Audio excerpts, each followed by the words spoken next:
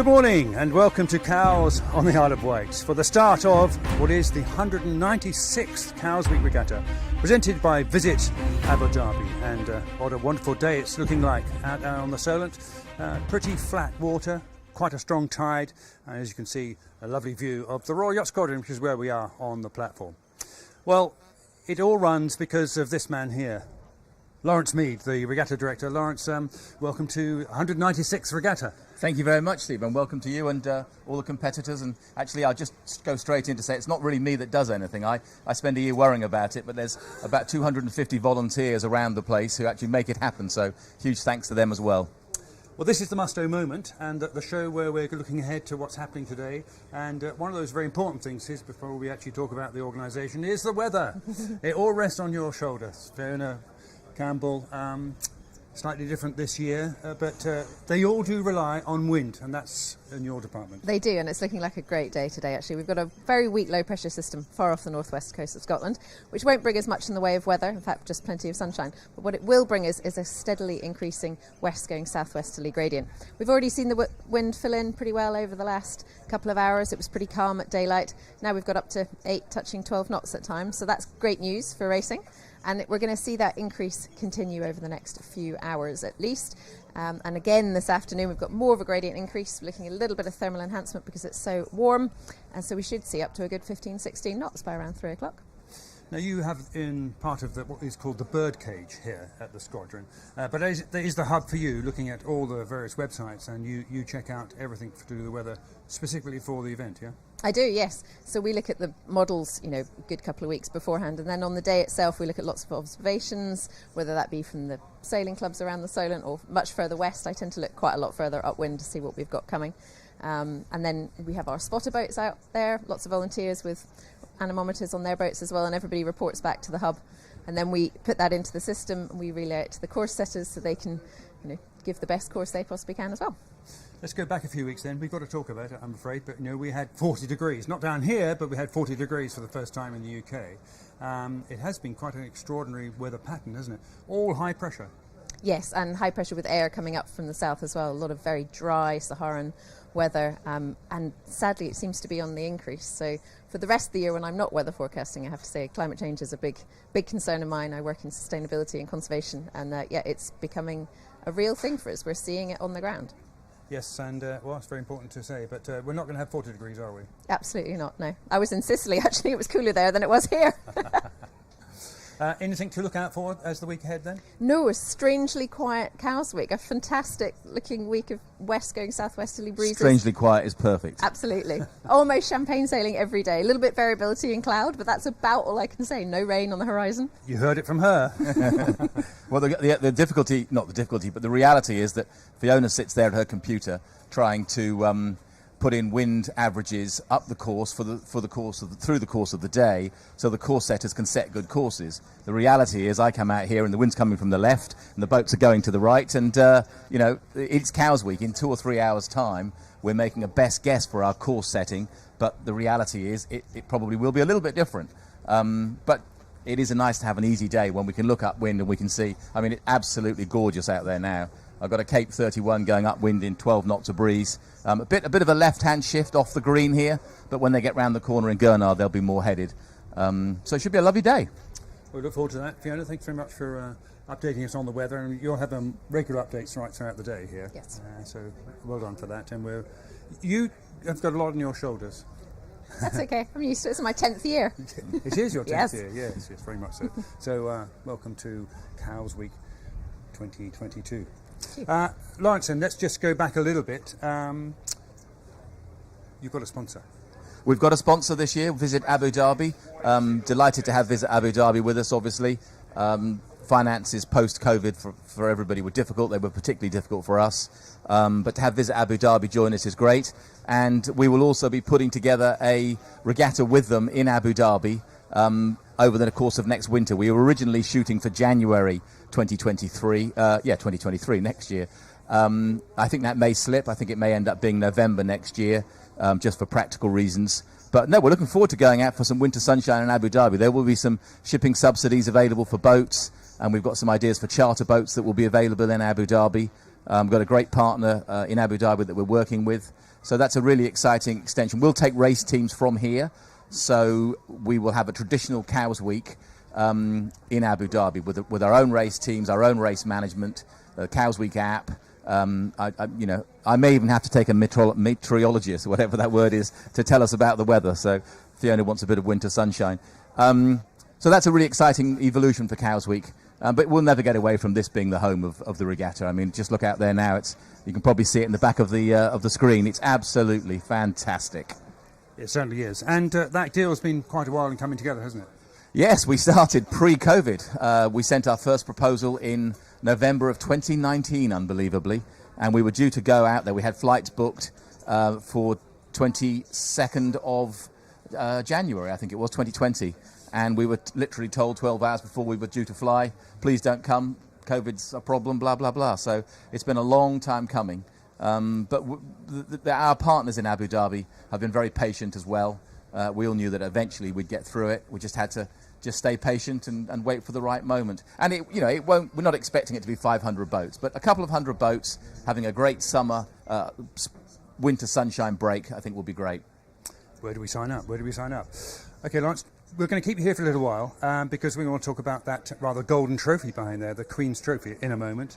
But first of all, you also mentioned Cape 31s, which are out there on the line. They're getting started pretty quick after the J70s. But earlier in the week, Matt Sheehan went over to Hamble and had a look at a Cape 31. One of the success stories here in the UK on the south coast has been with a class that started a long way from here, Cape Town in South Africa. And that class?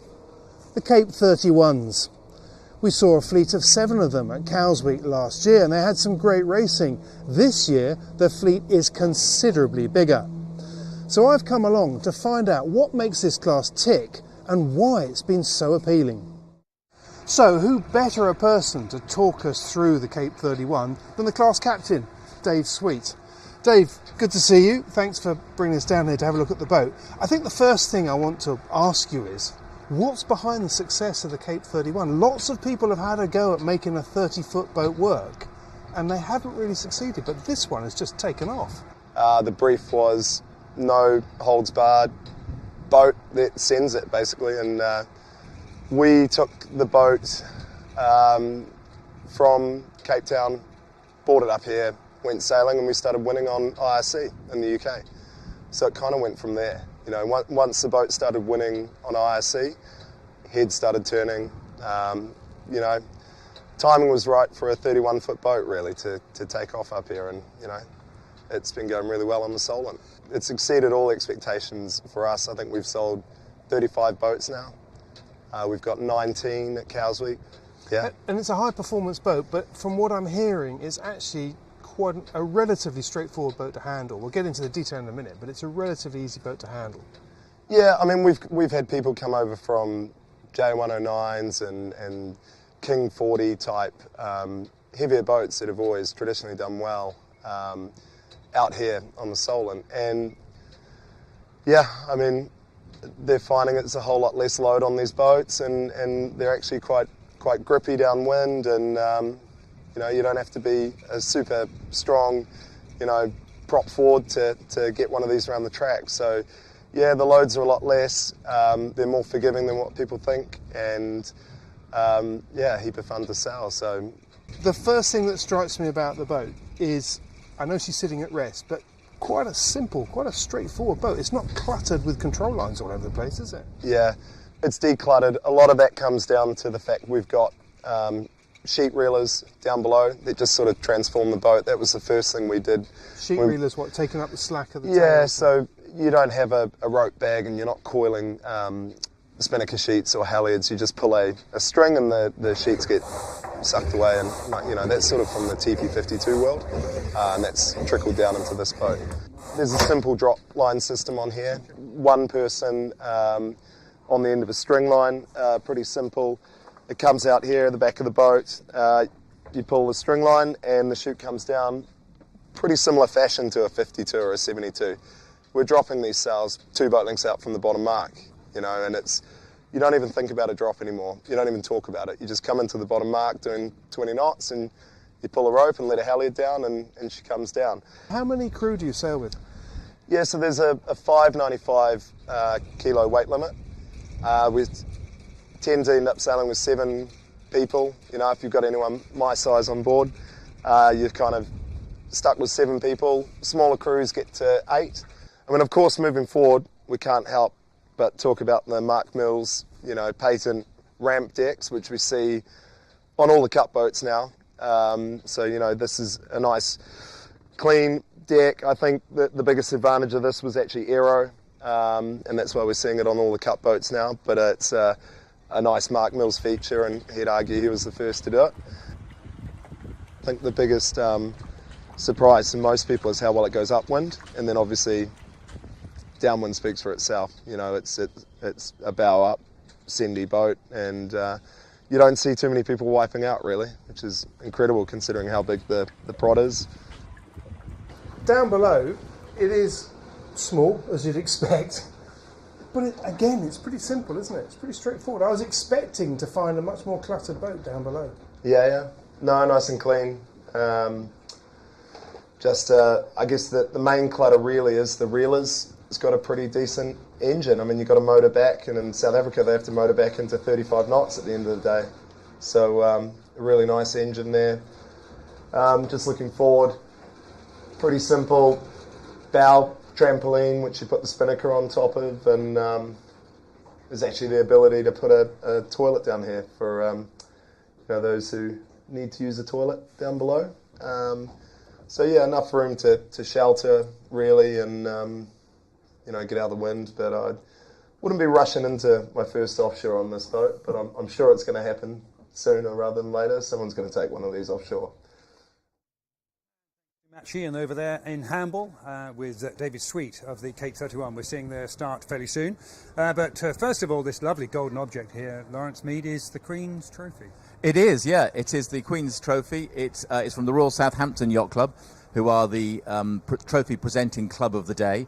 We have 9 clubs in Cowes combined clubs, and 8 of them have a trophy day, although there's only 7 days of the regatta now. But today is the Royal Southampton's Day, and this is the Queen's Trophy, presented by Queen Victoria in 1897. So it's got huge history. It's been raced for 120 years here at Cowes, 130 years. And of course, we're just looking on the opposite direction at Osborne House, Queen Victoria's summer home. So great history, and we love to show the trophies. It's a new thing we're trying to do, show the trophies that are part of the history of Cowes Week. Nicely polished as well. It is nicely polished. Although I hear that the team who won it last year, which was Cobra in IRC1, apparently, having been told not to fill it up with champagne at one part of the prize giving, did fill it up with champagne and was seen slurping from it later in the evening. So I think that's the appropriate use of a trophy. I think so. Actually, it probably holds quite a few bottles of champagne, I'd say. And incidentally, the same year that Bainbridge Red Wing came about. So, is that right? Yes. Okay. Exactly same year. 125 Very years good. Ago, so. Well, this trophy here was actually lost and was rediscovered in a second-hand shop in Cardiff. So I don't know how it made its way back, but it did make its way back, and we're delighted to have it here. And we have the Commodore of the Royal Southampton with us on the platform today. Nice bit of Welsh gold then there. Well, Lawrence, just before we hear from our other team member, that's Matt Sheehan, who's been out and about doing a bit of a pontoon walk. If you weren't doing the job you're doing, which boat would you be on? Oh gosh, I can't answer that. If I answer that, we've got 38 classes. I'll upset 37 of the others. Today, I think I would be on a Cape 31 because they have got a shortish beat, and then they've got to run all the way back down to Brown Down. So they should be reaching spinnakers up, doing 15, 18 knots for about 45 minutes, which will be a lovely day. Well, we're looking forward to it. So let's hear from Matt Sheehan, who is, of course, our on-water commentator, but also he's out down on the pontoons. Let's find out where you are, Matt. I'm here at Cowes Yacht Haven, which, as anybody who's done Cowes Week before will know, is one of the centres of the whole event. And it's really bustling today. It's the opening day, of course. Welcome to that, and what a day we've got for it. Now, Cowes Yacht Haven. What I love about this place is that it's just full, certainly this year, it's full of Grand Prix race boats. It's full of carbon fibre. But the interesting thing is, as you sort of come down the slipway, the first few boats you come across are actually the quarter-tonners. They're here again this year. They become a really popular part of the racing scene. Very competitive, beautiful little boats. A little bit tricky for someone like me because I get all misty-eyed when I see some of them because they've all been rebuilt and I remember them from my childhood, but we probably better not go there. So we've got quarter tonners in the corner. We've even got, I see just around the corner here, we've got a mini tonner, Riot, which is Greg City Academy's boat, one of their boats that they race. Always good to see them out. Then we start to get into the Grand Prix boats. And the fleet that has really caught my eye already this year is this fleet over here. It's the Cape 31s. And they really put on quite a show last year. They had, I think it was 6 or 7 boats in their class last year. They had some fantastic racing, but they're great sports boats and look like a lot of fun. Just mind you back there for the morning. Look like a lot of fun, and now they're back in force. They've gone from 7 boats to 17 boats this year, and they think they're going to get an even bigger fleet later on, so that's pretty cool. They're great boats. As you can see, Grand Prix boats, open cockpits, all-out speed machines. But apparently, I'm told, because I haven't actually managed to get on them yet, I'm told that they're actually pretty easy to sail and very rewarding, and I can believe it, having watched them a lot last year. So we'll just see if we can find anybody down here. You should be here. Morning, what are you sailing? Cape 31 Tokolosh. Right, now, you better just remind us who you are. Ben Saxton. Of course you are. Yeah. Have you sailed them before? Yeah, I've done a bit last year and this season on the boat. Actually, didn't do the last event, but yeah, excited to be back and back on for cows and the next event, yeah. Yeah, now you're really used to high performance boats. What's your take on these boats? Are they as good as people talk them up to be? I reckon they're better. Like, I mean, we've got 18 boats that are the same racing here with really good people in most boats, and they're great fun to sail. Kind of a really nice size. Yeah, they're a lot of fun. And when it hopefully gets windier later today, downwind, it's nice when you bear away, pull up a huge kite and fire off. It makes it quite exciting. You're making me envious already. Good luck. Cheers. Right, let's go a little walk down here.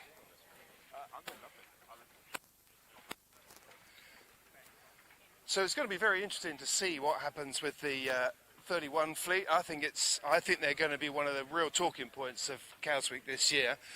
But it's not just about this class, of course. We're also seeing some of the big Grand Prix boats. And we've got a Fast 40 Plus down the end here. We'll just go and see if we can find who's here. This is one of the boats that's in IRC 1, I think it is. IRC 0, IRC 1. Neil, All good. good to see you. And you? What are you up to today? I'm going sailing on Fanatic actually, as of last night. Have you sailed on the Cape 31s before? Yeah, I've done one day on Gallop, so it's good fun. There's a lot of talk about this class. What do you think? It's great. It's great to see a number of boats, one design. What more can you ask for? What do you think's been behind the sort of explosion in this class? I think they're relatively cheap to buy, cheap to run, but great fun sailing. Yeah, they certainly look it. I'm very envious. Yeah, no, I think it's good. It's good to see a good fleet out. Good. Okay, well, have fun out there. It's what we've needed for a long time. I think it is. Good.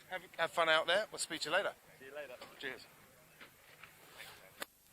And then just finishing off here at the end of the pontoon, we've got Kumbu, which is a Fast 40 Plus, which interestingly is actually, this boat is actually the Fast 40 class, it's been around for a little while, and it's almost like a bigger version of the Cape 31, broadly speaking. But the thing that's great when you come down here, down to the haven, is that actually it's busy, it's full of boats, and from a personal perspective, it's full of carbon boats. I like that. Matt, down there on the pontoon. He's now going to rush to get to the commentary boat, and he'll be going out on the water very shortly. But joining us on the platform here to co-commentate is Oscar Mead. Oscar, welcome to the platform and welcome to the broadcast. Thank you so much. No, it's great to be here, and it's such a fantastic Solent day to open Cows Week, which is a great start compared to a couple of other years. So very exciting. What would you sail on if you weren't doing this? I think those Cape 31s look fantastic. That's the talk of the town for sure at this event. But there's some pretty nice classic Solent boats out here as well, so it's nice to have all the classes represented across the Cows Week fleet. We look forward to it. Thanks for joining us up here on the platform and watching the racing at least and commentating to it. We'll be back with live racing just after this break.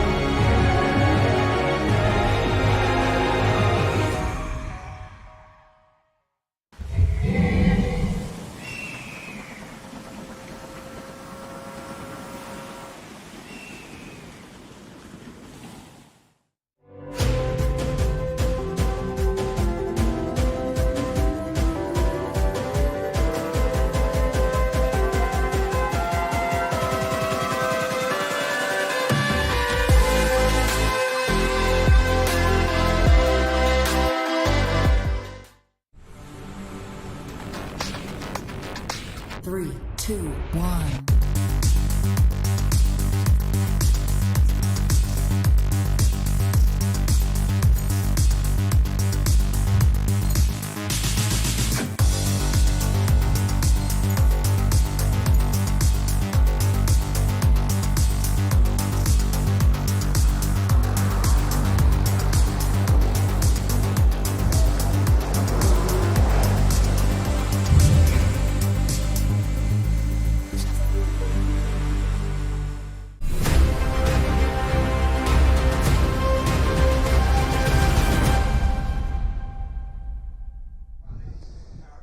Well, that was the gun for the first fleet start here at Cows Week 2022, and we're looking forward to that. That is the J70, that is race one, and quite a few entries in this, Oscar.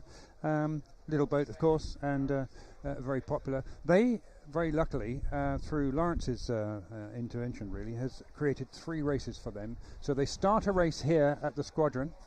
As you can see, the little boats, the nearest to us on the right-hand side here, with the sails flapping. Here is a J70. So it's a little boat, but it's an incredibly competitive fleet. So the J70 is a completely one design. All the hulls are the same, all the sail cuts are the same. So it really comes down to crew performance to see who can win out on the day. There are some real notable exceptions in here. Jelvis is somewhere in this fleet, and they are the reigning national champion. They weren't here last year, so it's fantastic to have them in Cowsweek. That's the gun. Yep, certainly is. So yeah, reigning national champion just coming in. They won about 4 weeks ago, was the national championships here on the Solent. So they are keen to take the Cowsweek crown as well as the national championship crown. So they're going to be in hot contention this year. Okay, 1206, that's offbeat we're looking at the moment. 4 on board there. 4 on board, second last year. So they are really looking to take the top spot. They're going to be right up there with Jelvis, trying to claim the crown. As I say, second last year, 14th at the Nationals. It wasn't their strongest event. But they're definitely looking to right that wrong today. If not 5 on board, actually. 5 on board. Yes. So well, they're expecting a little bit more breeze, perhaps, on board this boat, offbeat. As we said, the breeze should build as the afternoon goes on, so they're going to be looking pretty powered up as they go upwind with a full crew. Is that 1205? That's it. That's the same boat. That is offbeat. 1206. Yes. Yeah, perfect. And you can see our camera boat there, and Karina and Elliot driving that boat.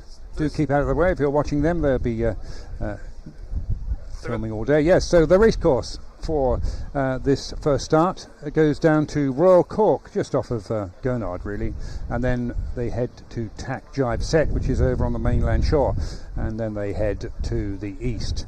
So that's the race course for J70s. It looks like a short race, but actually this is lining them up. The J70 is going to do 3, as you mentioned earlier today, so they're going to finish down in the Western Solent and then have another race kicking off down there from a committee boat start. So they've got a full day of racing ahead of them, even though the first one appears to be short when we look at it on the track here. Tricky conditions here because the tide is setting to the west, so that's going to push you over the line. So we're going to see them all reasonably shy, I believe, of what's going on. I tell you what we'll do. We'll also just bring in Matt Sheehan, who is on the pontoon, is now leapt out to the commentary boat. And should be out on the far end of the line. Matt, welcome.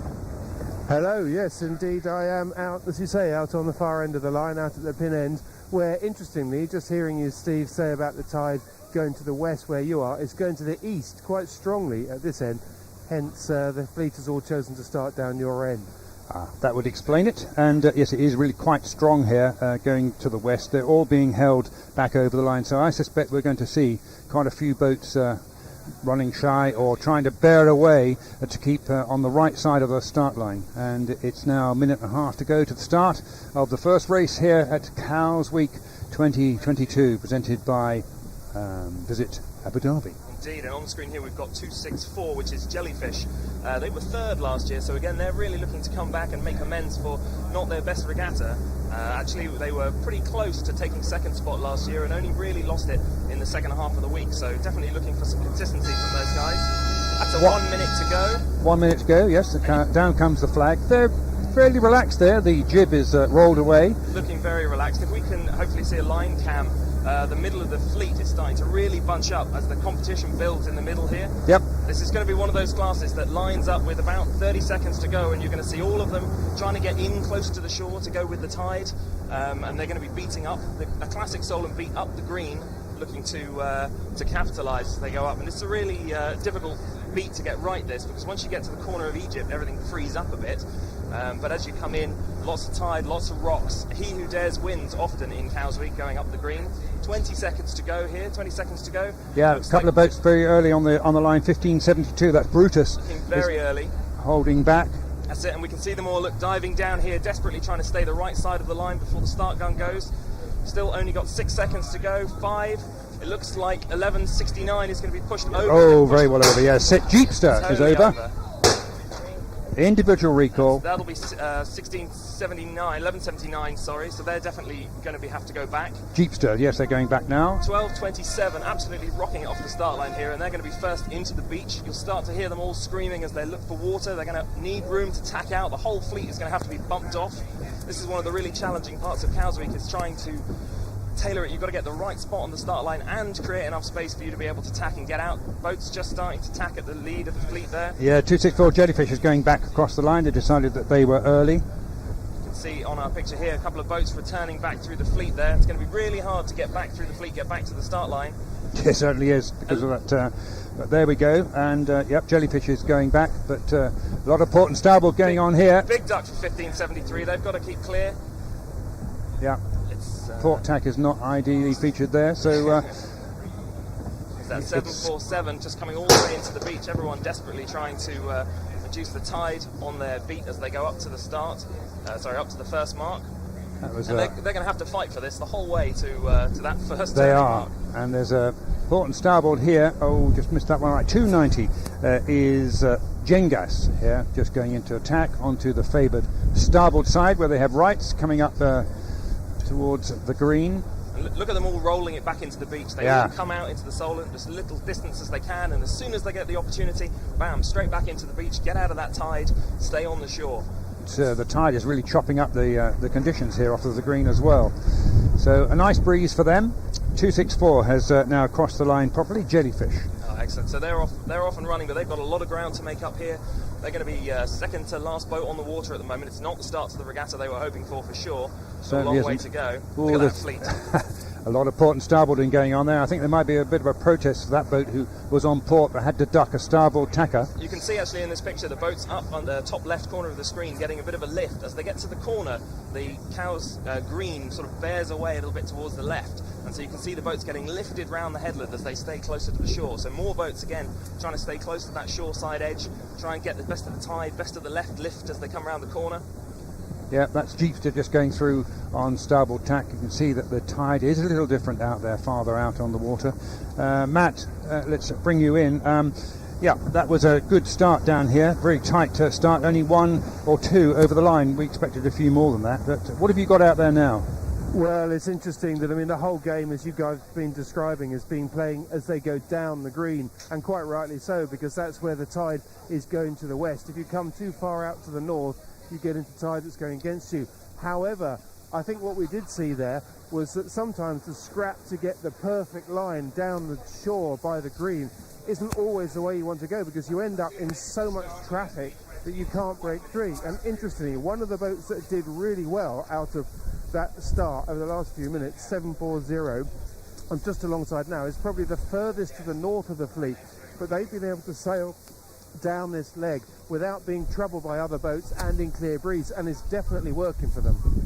Okay, well, we meanwhile have another fleet to start on the start line. We'll be coming back to them soon, but the J70 is looking nice as they tack their way up to the green and enjoying it. I'm sure will be the spectators down on the green. We have the fairly dark coloured sails of the SB20, and this SB20 fleet will be going to Royal Cork again, so not too far to the west, and heading up to Tack Jibe Set as well on the mainland. So the same course for them as is the J70s. So it's another great little sports boat fleet, this. Small production keel boat, they're all one design, all the same, which makes it really competitive when it comes to the racing. That's 1 minute to go for the start line. 1 minute for them, yep, and yes. And you can see the fleet actually just to the middle of picture here, just the left of picture, sorry. You can see them all starting to bunch up in the middle of the line. It should be another really competitive start here. We'll see them all line up with 30 seconds to go-ish. A few people, having learned from the J70 start here, yes, jibing away, trying to stay a little bit uptight so they don't have to be quite so early as they get to the line. 35 seconds to go. They're all going to start thinking about it. You see them starting to line up. Yeah, just that's Tan Gwilt there, 3816 having to bear away on the line. 3010 as well isn't on my list, but they're a little bit over the line.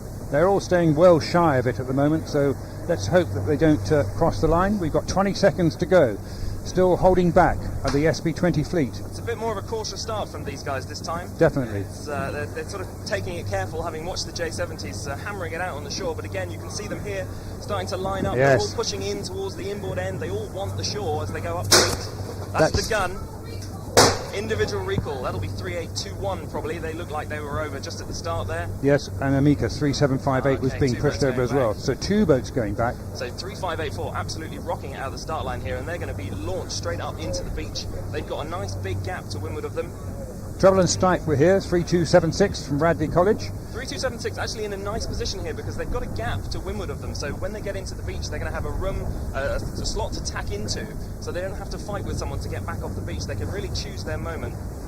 Right, that's 3149 there, just tacking onto port to get out of the way, and that's Trouble and Stripe. No, it's Yalla Shamal, whatever that means in Arabic, I suspect. That's... Oh, and they're going back into... They want to be on the green with the favourable tide here. I think they were just trying to clear their air there and get away from the worst of it.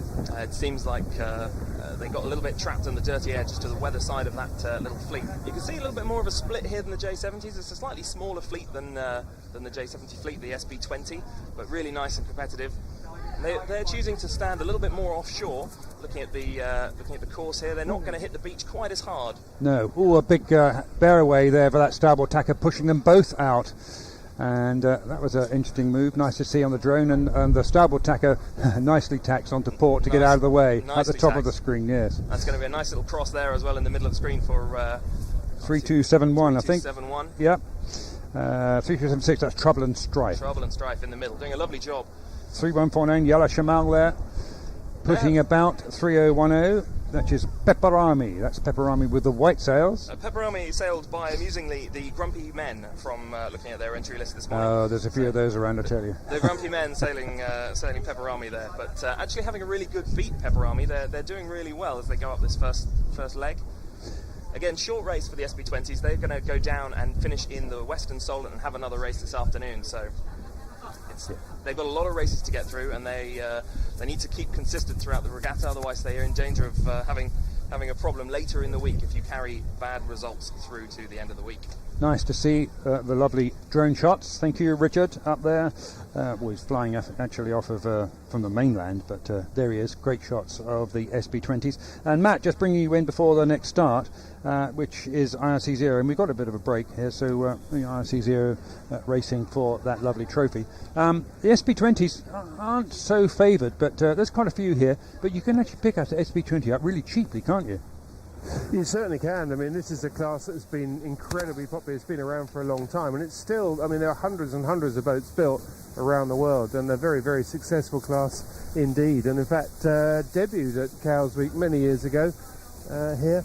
Interesting watching them coming down the green. I mean, obviously the fleet is a bit smaller than the J70, so it's been a bit easier for boats to find a lane as they go down here. But the thing that's interesting out here is that there's a good visual clue as to where the tide limit is, because there's a whole bunch of moored boats down here, and they're only now just turning to the tide, which suggests that if you don't want to come out anywhere near those moored boats because you'll be against the tide out there. So it's interesting to see that visual clue. But and the gains are all with the boats that are able to stay in close to the Cowes Green, tack their way down the shoreline and take the sort of travelator down to the west.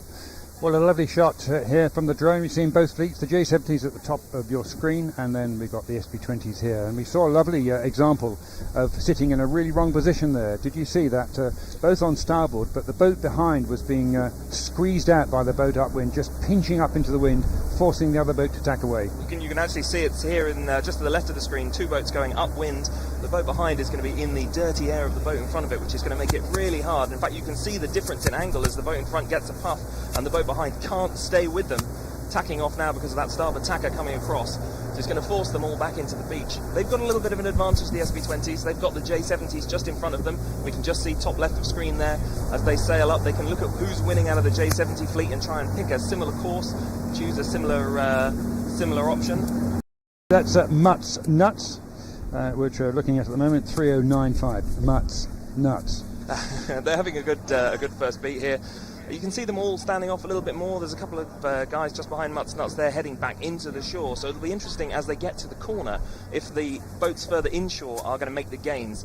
Tide does vary as you go up and down the green here, but generally you want to be as close to the beach as you can, and it's not uncommon to see boats parked on the rocks as they push it just that little bit too far in the beat. Okay, 5-minute gun for IRC 0, but we're watching Mutt's Nuts and really showing what they need to do, and that's the interesting part here. They're actually freeing off, keeping the boat running nicely, bit of boat speed to push through this chop and get themselves offshore on that port tack before they go into starboard. They're nicely dialed in there, actually. They all look very comfortable as they go upwind. Jib is set nicely. They're really, as you say, punching upwind and making good progress. They're starting to reach the corner, Egypt corner, so the rocks tend to extend a little bit further, so you'll see people being a little bit more cautious as they get to that edge. But you can see, look inshore as we look out on the beach there, that tidal difference makes such a gain, and the boats that are right up on the shore are going to be looking very tasty as they come back out. Yep, but here we are. Mutt's Nuts is on starboard, and the boat behind is having to duck them. 3816 is Tan Gwilt just ducking behind Mutt's Nuts. But that 3149 there, looking like they're leading out of the Yalla Shamal. Yalla Shamal. They're doing very well. They're having a great beat. I hope we're not swearing in Arabic. So we have that was the 4-minute gun, I believe. Yep, that was 4 minutes for IC 0. So bigger boats now, so very much so, and big expensive boats now. Here we are looking at Fargo, and this is Bertie Pickett's Fargo. Bertie Pickett very much part of the squadron here and representing really the Royal Yacht Squadron racing division for the America's Cup, and we'll be hearing from Bertie later in the week. But that's him racing with that big prod on this lovely Fargo. It's definitely a theme that we start to see across all of the bigger boats now. A bit like the Cape 31s, we see that long bowsprit asymmetric spinnaker, everyone driving for the planing performance. The days of big, heavy upwind boats seem to be a long way behind us now as we go into carbon and asymmetric. Yep, this is the IC-37. Let's just bring in Matt to talk about IC-37s, and they're like Fargo, great-looking boat. Yes, they're great fun to sail. They're actually originally designed for the New York Yacht Club, actually, the other side of the Atlantic, because they wanted a one-design 37-footer that club members could actually charter for racing, and it was very successful, and still is very successful over there. It hasn't really taken off in the way that people had hoped over here, but it is still a great fun boat to sail. I raced with Bertie on that very boat, actually, earlier on this season. And we only had about, 20 knots of wind, and we were sitting there at 21 knots downwind, which for a 37-footer is still pretty good going. So they're great fun to race. It's just a shame we haven't seen more of them over here. Indeed. Well, 2 minutes 12 to go, and let's look at the race course. And on board with Fargo is Soapy, who's a well-known, renowned navigator, not only that around the world, but also America's Cup. They're heading to Shoesmith, which is down halfway down to Yarmouth to the west, then up to Crawford Shore, just off of Bewley, back down to South Bramble. So we'll be able to see them coming down here from the squadron, not far away. And this leg from South Bramble down that we're looking at across the Solent, if the southwesterly kicks in with those asymmetric spinnakers we were just talking about, they're going to have an absolute sleigh ride across the Solent, which is going to be fantastic for them this afternoon. A little bit of twiddly stuff happening in the western Solent for them. That should keep them honest and should help any boats that aren't running asymmetric spinnakers, because there are a few legs with the wind really far behind them, and that should help to balance things out. And the last mark for them is the Royal Yacht Squadron mark, and then the finish of the Royal Yacht Squadron. Everyone loves getting a cannon at Cowsmeet. Yes, they do. Minute and 22 then to go for the IRC 0, racing for that beautiful Queen's Trophy that we saw earlier. We have high expectations of a start from these guys. They've got a lot of equipment on these boats. They should know exactly where they are, so we shouldn't see too many boats over, but expect there to be quite a lot of jostling with 45 seconds to go as they look for a position. They shouldn't be quite as early as the J70s that we saw at the beginning. That's the 1 minute gun as we kick into it. Yep, 1 minute to go. Well, that's a curse of the commentator there, because that means quite a few now are going to cross the line. They'll all be over now, yeah, exactly. Yeah, we always fall into that one, Oscar. But yes, looking at a Cape 31 here, which is starting in a while. We're after the IRCs, the big ones. In fact, there's 6 here on our list. IRC 0, Fargo, Dark and Stormy. That's Ian Atkins, Dark and Stormy. Kumba is GBR 1542. Eno 30 is an HH42. Van Uden from the Netherlands, and Schuss, an American boat, the Fast 40. In fact, there's 2. That's the only Fast 40 here. We're looking at, let's look at the cell number here. Dutch boat just coming off screen there. Dutch boat, Van Uden. Here we go. This is coming up 4 seconds. 3, 2, 1. That's the start. Clear. Well done, Very IRC0. conservative start from IRC. And there's a very brave port tacker here, 86. That's Fargo. That is Fargo getting an absolute romping start. So they're going to be able to get out in front of all the other boats. White boat coming across into shot in just a second here. Oh, just cut away from it. Here we go to Van Uden, who's tacked onto port as well. So these guys are not going to have to hit the beach quite as much. They've got so much sail power, sail area, that they'll be able to fight it. But it's still going to be a case of whoever out of this fleet goes a little bit further inshore is going to make a difference. Yes, indeed. Well, Here Van we go. Uden there. See them all heading back into the beach. Inno there leading, one of my hot picks for this class for the week. Inno Very 30. quick. That's the fast 40 plus. But they have done well. Got up to speed there, tacking in towards the shore. A little bit of a procession. We can see them all. They're actually all stacked up. You can't quite see it on camera, but there's all a little bit of gaps to windward. Each boat trying to keep their air clear of the boat in front of them. Yeah. Great shot. You can see it there Dark from our and stormy. on-water camera. Sorry. Yes. You can see how they're all lining up. They're all trying to keep their air clear, keep the bow forward of the boat to weather of them, just to maintain a lane as they go up the Solent. GP42 Kumbo there, and just being squeezed out by Van Uden. Van Uden just pinching up there to force them to tack, and there they go into their tack. You can see there, they just couldn't quite hold their lane just above, and they've got to now clear their air. This is going to hurt them, because not only have they got to do an extra manoeuvre, they're also not manoeuvring where they want to be. They're now forced out into the worst of the adverse tide. It's really going to hurt them. They're going to have to now find, you can see all the guys looking out over the side of the boat. Are. They're desperately looking for a spot to be able to tack back, get back to the shore, get out of that adverse tide that they're in. Yep, very much so. That's Dark and Stormy here. Sea Ventures race yacht. They've had a fantastic season actually outside of Cowswick, so they're also a hot pick for this week. They're going to be really competitive in this class. GP42 of Ian Atkins. I think it was IRC Nationals that they absolutely smashed, but don't quote me on that. Well, Matt, briefly, just bring you in. That was an exciting start, and no one over the line. That was good.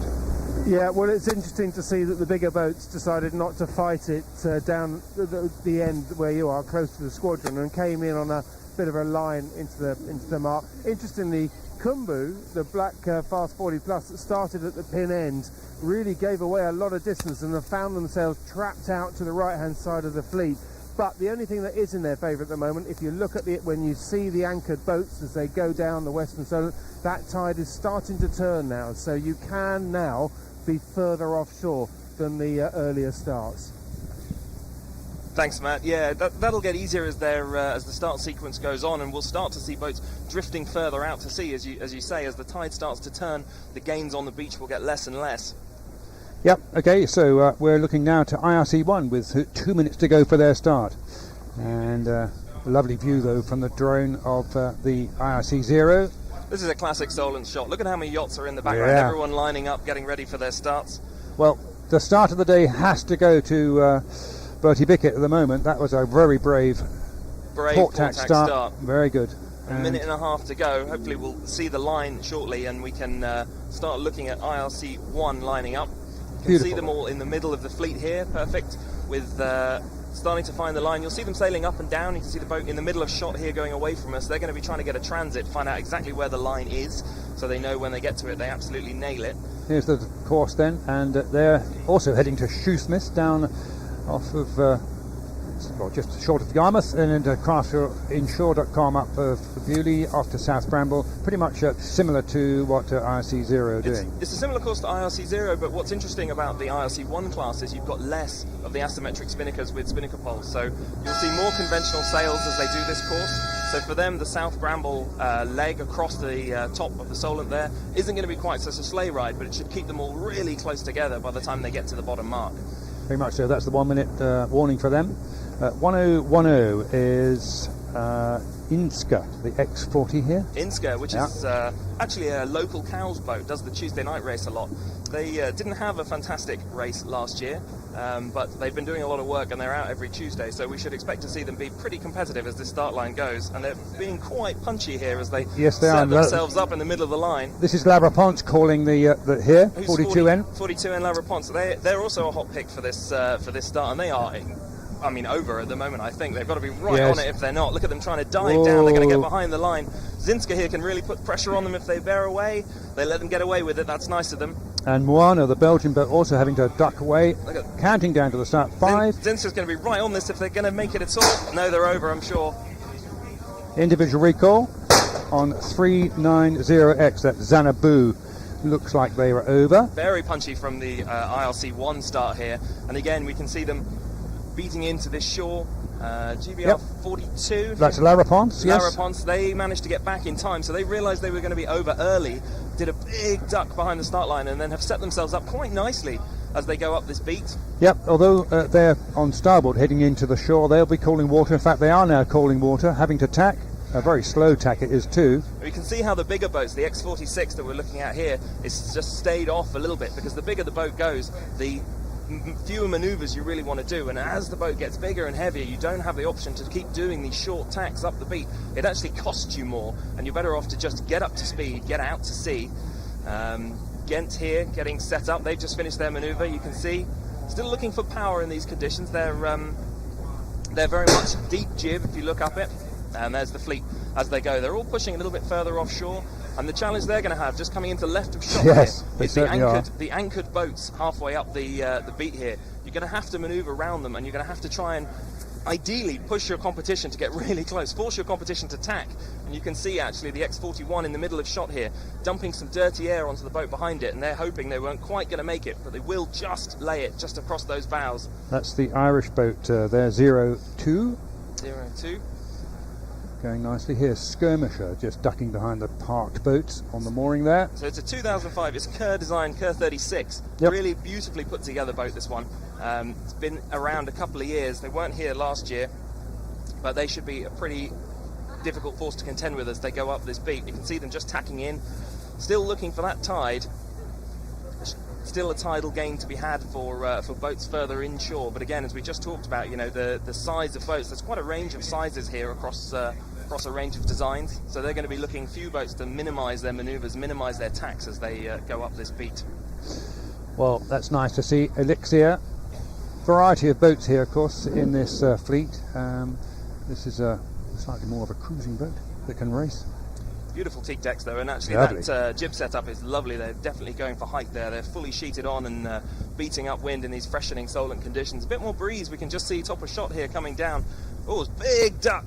Yes, that's the Irish boat. What is happening there? I don't know whether they think they may be over. That is a very late call. If they're deciding that they might be over. That is a long way to come back, unless they've got a problem.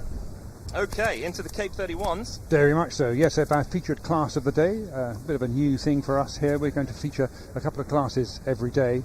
Unfortunately, we can't get through all of the classes throughout the week, but yes, the Cape 31 is our featured class of the day, as is the J70. The Cape 31s will be going down to the west, of course, to Saltmead, and then heading up to Kilburn and Strode off of Bewley, and then they're also going down to that Mixie tangle off of the Stokes Bay and finishing up here a bit later on. Looking forward to that. Cape 31s then. And, well, we heard Matt Sheehan talking about them earlier. Matt, you would have liked to have been on one of these, wouldn't you? I certainly would. To be honest, I'd like to be on any of these boats we've seen so far. They've all got a lot of good racing, but the Cape 31, as we've talked about earlier on today, a class that has just exploded onto the scene in the Solent, and is fantastic to see. The 30-foot size range in general is one that is drawing in some real interest. Not just with the Cape 31s, but other boats. But with this fleet, I think we could well end up finding that this is one of the big talking points of Cowes Week. Yeah, it certainly is. Well, the talking point for us here is to keep an eye. We're coming up 10 seconds for the 1 minute for the start of the Cape 31s, and there are 18 of them here. This will be super competitive. In fact, as we pan to the right here, we can see the boats already lining up. Look at them jostling for position. Yeah. They're going to be pushing each other over. So here, this is going to be a case of trying to get other people to go a bit early, try and get them to be over the start line. If you can get your competitor to have to do a massive loop round the start, it's going to really hurt.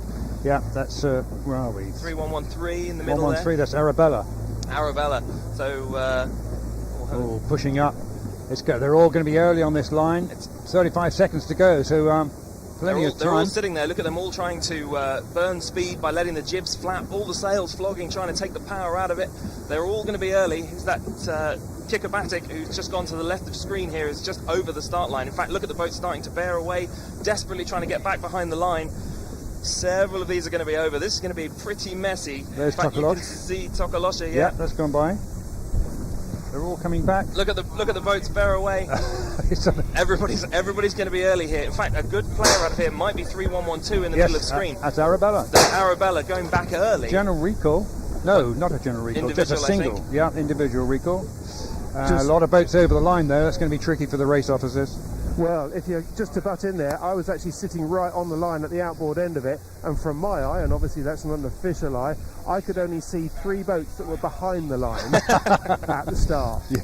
So it's pretty easy to identify the bad boys by just picking out the good ones. They're being generous here at the start line. Now just at the bottom of shot here, we've got 3112, the blue hull right at the bottom. Now they were over with 15 seconds to go, and they dived back early, and that's actually really going to help them, because they've managed to get behind the line, get clear, and when they started, they were full speed, and off they go, and they've actually had a bit of well, I'm not sure they quite collided, but it was pretty close down there. Yeah, well, they're right in the middle of the patch. They're the blue hull of Arabella, and just pushing up a little bit. So these boats, a little bit deeper draft than the sports boats that we saw right at the beginning, and so that's going to leave them to be a little bit further offshore, like we saw with IRC 0 and IRC 1 at the beginning of our start classes. But a great scene from the Cape 31s. Look at them all smashing up wind. Lots of full-time crews here, all people, we don't see many Cape 31 crews who pick up random sailors off the dock very often, so they're all pretty well oiled. Fanatic looks like they're going back, which is a really late call for them if they are going back. Yeah, there's a lot of ducking of does look port like and they're coming all starboard. the way home. It's going to be a long downwind for them, because a bit of adverse tide against them to get back to the start line. One thing you could say though, guys, is that there were so many boats over the line at the start, and there's going to be a lot of disappointment at the end of the day for quite a few boats in that fleet. So I wouldn't mind betting that Fanatic thinks, do you know what? We go back, and sure, we've got to pick up some distance, but we could still get quite a good result out of this, because quite a lot of them are going to be disqualified from that race. Could well better be safe than sorry. You're right. That's definitely a good point. We're a bit off the line, our commentary position, so it's great to have your eyes out there. Yeah, but anyway, we know that quite a lot of them were over the line. We'll be following that race, as we say, throughout the day, and you can see it on our Today in Cows later on this evening. So that's the Cape 31s now heading down to their first mark. We're going to come back towards the start line now for the next fleet, because it's all action here. Cows Week, and we're looking at IRC2. IRC2 has quite a lot of boats in it. Really competitive fleet last year as well. There was only 3 points separating the top 2 boats at the end of last season. End of last Cows Week, sorry. And it was really only a minor slip-up from Yes with Adam Gosling, who was second place last year, that actually cost him first place in class. So it really was an OCS on the Wednesday that cost him his regatta. So you know that they're going to be back this year with a bit of vengeance. They want to take the win off Leon, who we can hopefully find. Yes, Leon, of course, another JPK, and it's a J112 now, Leon, but yes, the JPK, the French 1080 of Yes and Adam Gosling has proved so successful, and very much so in the Fastnet race as well, the JPK fleet. Just seeing a Cape 31 clearing out, someone gone all the way back. So the line now clear, ready for the IRC2 fleet, who we can just see the jib flapping in the middle of, just by the yellow mark here in the middle. They're going to be eyeing up where the start line is, get an exact feel for it so they know as they come in. But we expect to see a bit like the Cape 31s. These guys are going to be pushing up to the start line. Leon there in the middle of shot, you can see it written on the middle of the sail. Yep. They're actually best placed at the moment. As long as they can stay bow forwards with their bow ahead of the other boats with clear air and don't let other boats push them over. In fact, as I say that, look at them bear away. They're desperately trying to get behind, stay up tide of the start line, because they don't want to be pushed over with just over a minute to go. I would Oscar, just back in there, just with 1 minute to go. I think what the pattern we're starting to see is that it's all very well fighting for getting into the inboard end of the line, but actually the real trick is to just judge how far out you can dare start, because if you can make that work further out to the north, then you've got clear air, and the tide is building to the west more and more out on that line. Okay, we've got Yes here, building towards that line. That's the race course for them. Silkmead down to the west, over to towards Bewley, South Bramble again, and the little bit of knitting over by Leon Solent and back to the finish line. So, yes, and that was the Irish boat in the Cape 31s, Matt. Keep an eye out for Adrenaline that came all the way back to recross the line. They may well do well on the race results. So 15 seconds to go here. Yes, it's nicely positioned just to windward. They need to sheet on and get going. they're all still think they might be a little early here. 5 seconds to go. No, it looks like they're well pressed. 486 in the middle Sleeper, there. 10. Big yacht, probably the biggest boat in the fleet, this one. All clear. Nice start from Yes there, lovely, with the black jib just coming out of shot there.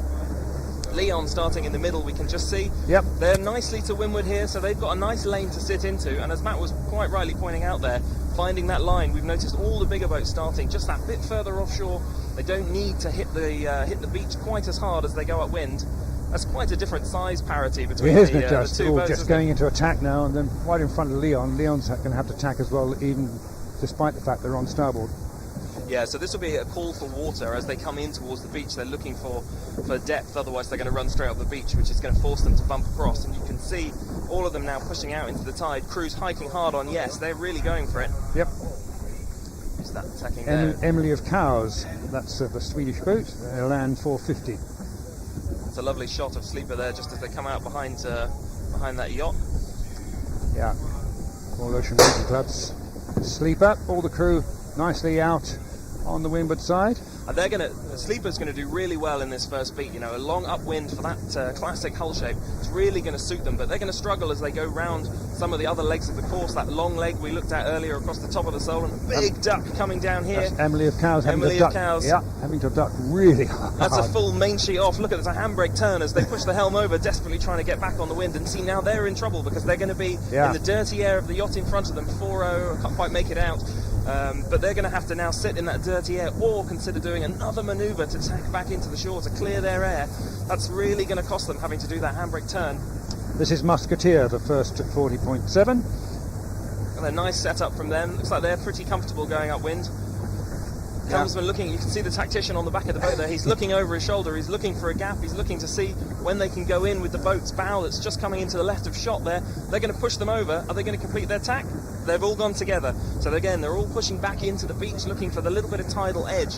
And the tide is stronger on that corner. So as you get towards the corner, just to the right of shot here, that's when you want to be closer to the beach because you want to be out of the tide. It whisks round the corner and it'll be against you the further out to sea you are. And it's a very good point, Oscar, because there's also a very good indication as to why that's the case when you look out to the west. There's a great big open 60 race boat anchored up there, and their bow is still pointing to the west, which indicates that the tide is still flowing to the east, whereas the two cruising boats that the fleet are just passing now are lying across the tide, showing that the tide is actually going out to the west. So there's a good indication as to where that tidal advantage is, and Sleeper that you've been talking about is definitely playing that one very smartly. They're not tacking too much, they're just threading their way down the bit where there is the tide going to the west, and they've now moved themselves much closer to the island shore, just not putting in so many tacks. It's a big heavy boat, but I think they're doing a very good job down there.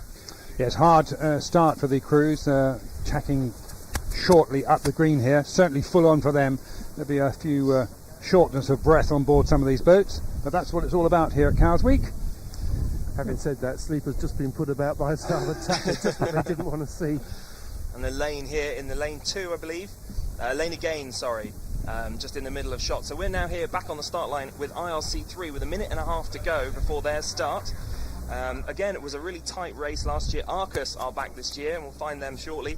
But this Elaine again in the middle of shot, second last year. Really close battle between those two. Saltmead once again is their first mark, then heading off towards Bewley. South Bramble it is, and then down to the knitting off of Leon Solent, and back to the finish. These marks down here, the Royal Yacht Squadron, that last mark is going to be really crucial for a lot of the racing. It's going to be really busy down in the Western Solent this afternoon. It's going to be a challenge for them to try and find clean courses. Minute to go for the start of IRC3. Some full quite action interesting here. boats here. Atomic there in the background. You can just see the bow poking out. Yes. The back left of shot there is a Hod 35 979 Malice. Oh, Atomic. Malice, yeah, Atomic. Sorry. Atomic. We don't have on it. Sunfast, I believe. Yep, not on our list. Always the way. Yes, our on Atomic. Yes, it's Sunfast 3300. Yes. Yeah. You can see they're quite nicely positioned, but they've sheeted on very early, so they're to weather of the line. We were just talking about that tide and trying to push in, but they're to weather. They've gone for clean air. But 20 seconds to go. Bow back from everyone else. It's like a JPK here, 250. Yep. 1250. There's Elaine again, the JPK 1010, yes. Again, they were our hot pick for today, and look at them, they're right on the start line. But they're over. Yes, they're early. It's not gone well. In fact, the boat behind them looks like they're even trying to bear away. Definitely over Elaine again. Too punchy on the start line there, but now they're in real trouble because they're going to struggle to get back. You can see them here left of shot. They've got to find a gap, turn round, get through the whole fleet, get back to the start line, and then set up to go back upwind again. So that's really going to hurt them. You can see them bearing away there in the middle of shot. Found a gap. Atomic, who we mentioned pre-start, nicely set up there on the weather side, and they're going to have quite a clean run into the beach. The problem for them is going to be boats inside them that we're looking at now. There's a J105 there, an Arcus here on the beach, another one of our hot picks. Yep. And they're tacking out for water here. I'd say Atomic got the best start out of that pack, Oscar. I think they've got nice clean air, as you mentioned, and they've got a nice line. They managed to settle themselves down for a 30-second run in towards the beach, tack over to port. Their big problem is they got Malice, just they can't quite, that's going to be tight because they're tacking onto port. They've got to try and get underneath them. They just about manage it. It's just very hard as well. Jet has been put about quite a lot. So too was Arcus. There's some real handbrake turns happening here as people desperately try and find gaps to tack over. That's Malice in the middle of shot there, just tacking over onto starboard. And the fleet are getting a little set up here. We've got another boat coming back in the middle of shot. That is the Belgian boat. Looks like they think they're over the line as well, so they're going to do a long run back home to go and get themselves started again. That's the A35 Njord from Belgium. Lovely boat, an A35, actually. Goes upwind very nicely. And Malice actually there, left of shot. Look how high that boat is pointing. Those Hod 35s are really good upwind. They've got quite big overlapping jibs, point really high. She was always really challenging to sail against in the two-handed fleet. You can see her there lined up on the weather side. This is Animal, the first 36.7. Going nicely on port tack. Fleet, they're all matching angle. You can see how they're all desperately trying to not fall into each other. If Malice there on the top of shot, top right, sorry, if they come down a few degrees, they're going to be squeezing down onto this first 40.7 that we're looking at here. It's going to make things very difficult, but there's actually a boat sandwiched between the two that we can't quite see there, just popping out a shot, just coming out the back, and that was Atomic, who we looked at pre-start, and they're in a bit of trouble because Malice is going to start giving them dirty air from Atomic, and they can't bear away because there's a 30.7 underneath them, pushing them up the whole time. Very much so. Here's this Animal. Doing a lovely job, Animal, squeezing on. They look very settled as they go upwind here. Yeah. The skipper just looking over his shoulder because Atomic is tacked away. Oh, that was close. That was a last-minute main sheet. Look at the water breaking up behind the boat there as they turned the helm all the way over and the rudder started to stall, and it wasn't until they eased the main sheet that anything actually started to happen there. So that was very nearly a decent collision.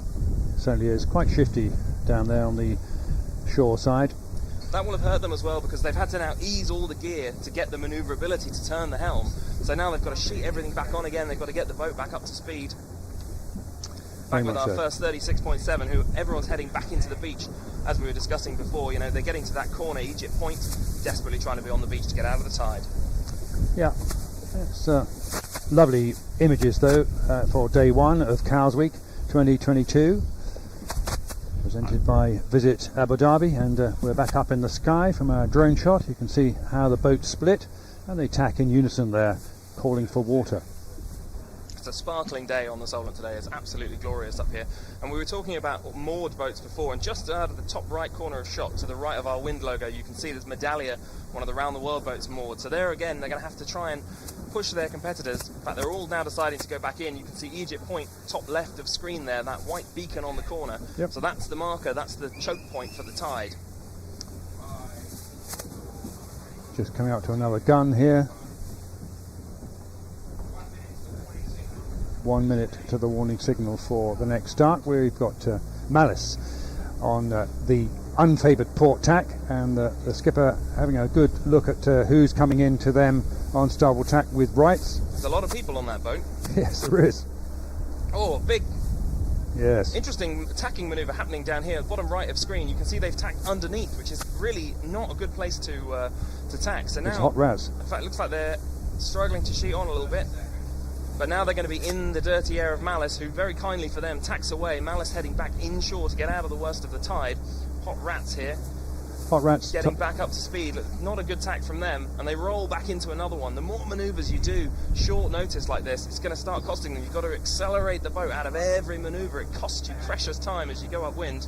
Very much so. Top boat from the Royal Southern Yacht Club over there on the Hamble is Hot Rats. It's very well in the winter series, I believe, Hot Rats. I think they were Yes. well placed. Oh, that made a few people jump down here at the crowds watching. There's a few screams from the crowd down here.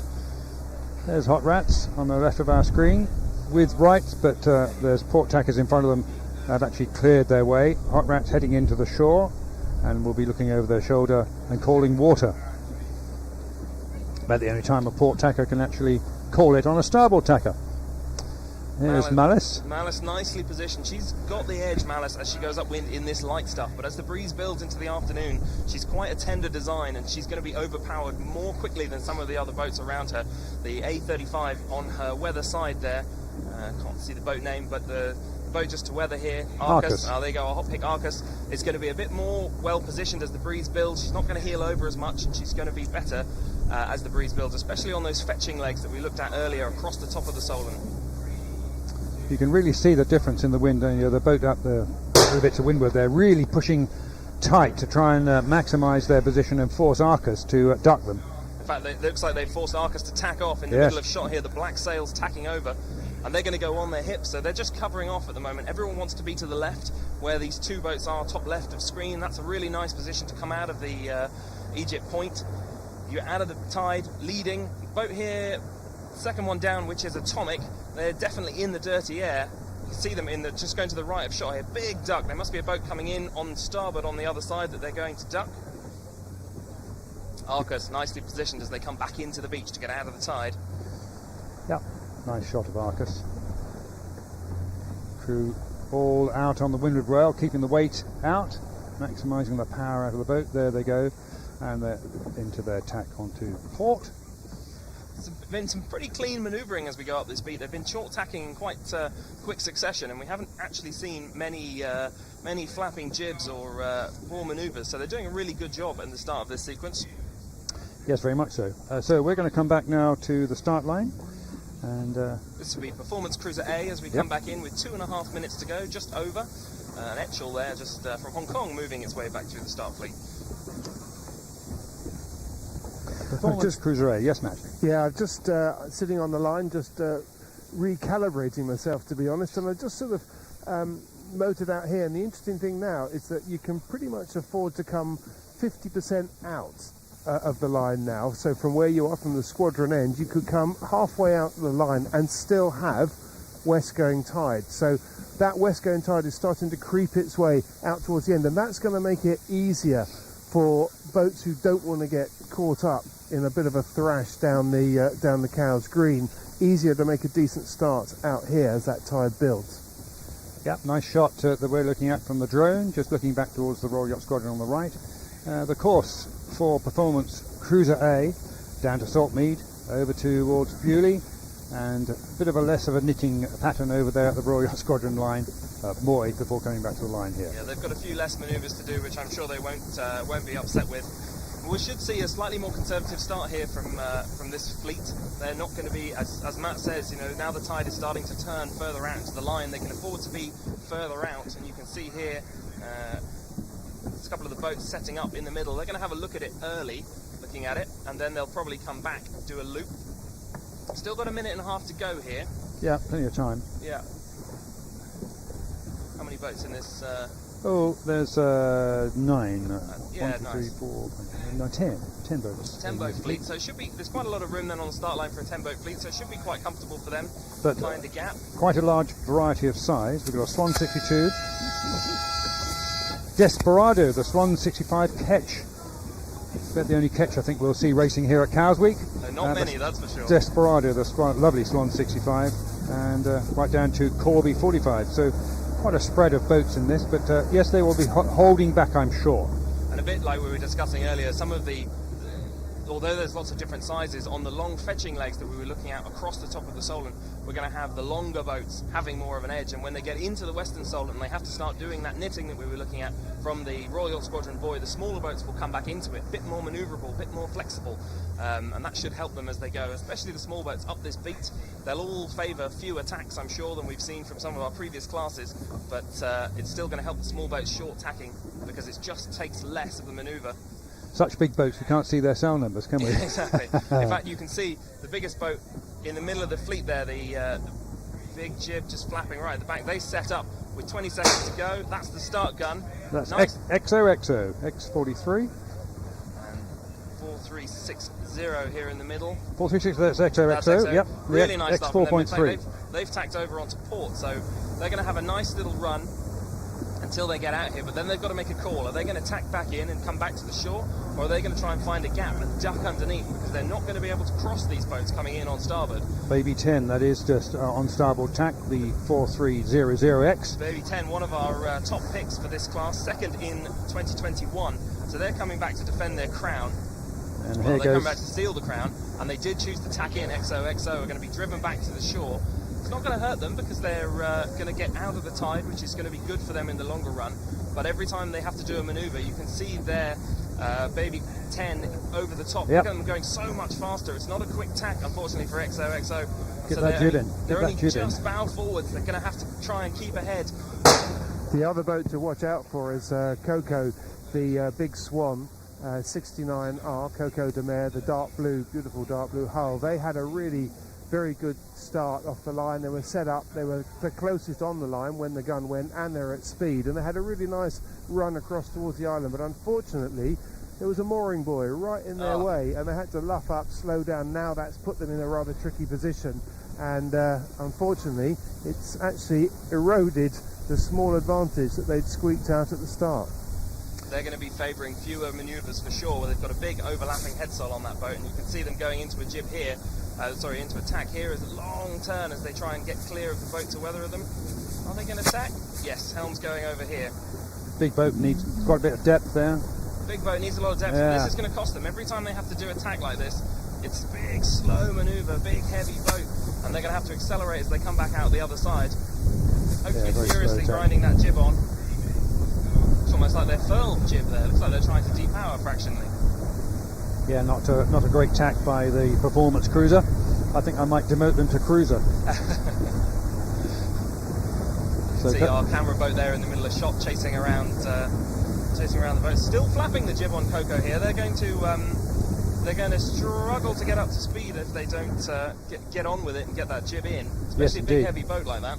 That's a big overlapping genoa though, isn't it, on that boat? I think what they were doing was that they actually put in a few furls before the tack to try and stop the jib from crashing its way around the rig, which is common if you're cruising. Not such a common technique when you're racing, but obviously it took a lot of time. But they've now unfurled it, and now they've got the full jib out again. But as you say, Oscar, they're not going to want to be doing too many manoeuvres, partly because they're a big boat, and secondly because if they have to do that each time, that's going to cost them a lot of time.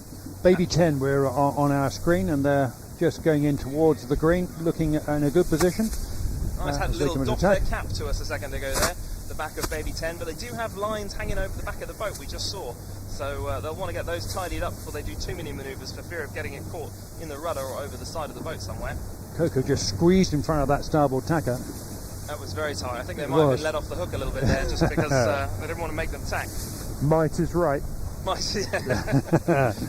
Yes, very good point. Well, that was exciting stuff, Matt. That was lovely. We're back on the start line with 1 minute and 25 seconds to go for the HP 30 class. Yep. Going off into the Western Solent again, and a nice long reach all the way down from Greening's payments over to East Bramble. They're staying in more the Central Solent area, this fleet. Again, a bit more up and down off to the east there. Yep. North Ride Middle, a tricky one to go around when the tide is slushing, so it'll be interesting to see how they get on. Coming up to the 1 minute gun then for the HP 30 class. Now, let's look see some to see sail who we have. numbers. Yes, there's Pandemonium. That's pretty obvious to see. GBR 011. That's a FAR 280. They were third last year, Pandemonium, so they'll be coming back. There was only 1 point tied between first and second in this fleet last year, so this should be a pretty close contest. Again, we talked about the asymmetric spinnakers right at the beginning. Some really good legs for them with asymmetric spinnakers. They're going to be able to screech down the Solent on that long leg down to East Bramble, which would be nice for them. 24 seconds to go. A couple of boats just testing the line. They're all well shy of the line at the moment, Matt. Yes, they certainly are. I think they've been watching what's been going on with the other fleets and don't want to risk wrecking their day by just being a little bit over eager. 10 seconds. They clearly haven't got your memo though about starting later and further out the start line, because most of the fleet is bunched up here. There's 2 boats that we're looking at in the middle of clear. shot. Great start. But most of the fleet starting right here at the squadron end. They're going to push out, going for a port tack start. It'll be interesting to hear because they're going to get bumped straight away. Vitreous from the McConaughey 31, the red hull here. They've been let off the hook there by They GBR. certainly have. 2801 has ducked behind them and then tacked Guilo there. I think the boat that's done well out of that start is the one you probably won't be able to see from the shore there. It's actually 426, a Far East 28R, who has started the furthest out, but they've had a clean run across, and they're crossing the front of all of those that were scrapping for the inshore bit. They should have read the memo. Can just see them middle of screen there, just crossing over from right to left. As you say, clean is better at this point because you don't actually need to be right up here on the rocks of the squadron to have a nice start. If you can get a clean lane and just stick in it, you can stay. These HP 30s right up on the shore there, Guilo, really having a proper battle back and forwards, but it's costing them time. Every time they do a manoeuvre, it's one more. You've got to accelerate the boat, keep it going. If you can just, as Matt says, if you can just find a lane and just push out clean air and no manoeuvres, it's going to help you get ahead. Nice. 426 has now just pushed on into the beach, and they've had a really nice run in there. They didn't have anybody on their breeze all the way through, and now they tack over onto port, and they've got clear air coming down. A great early advantage for that team. Leading out of the beach, it's a lovely place to be. Go West Co-Digital. Far East 28R. Good start by them. As we look at the sterns of the HP30 class. There's Jester and Buzz. Look at the difference in height between Jester and Buzz.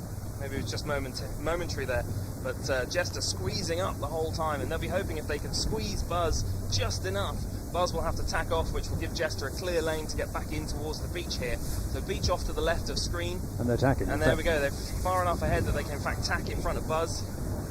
The other boat that's done very well out of this is Pandemonium, who had to extricate themselves from the pack a bit, but they've done it very nicely, and they've got extra horsepower over the Far East 28s, and have just been able to use that to squeeze themselves out into clear air, and they've now got the upper hand, I'd say. Lovely.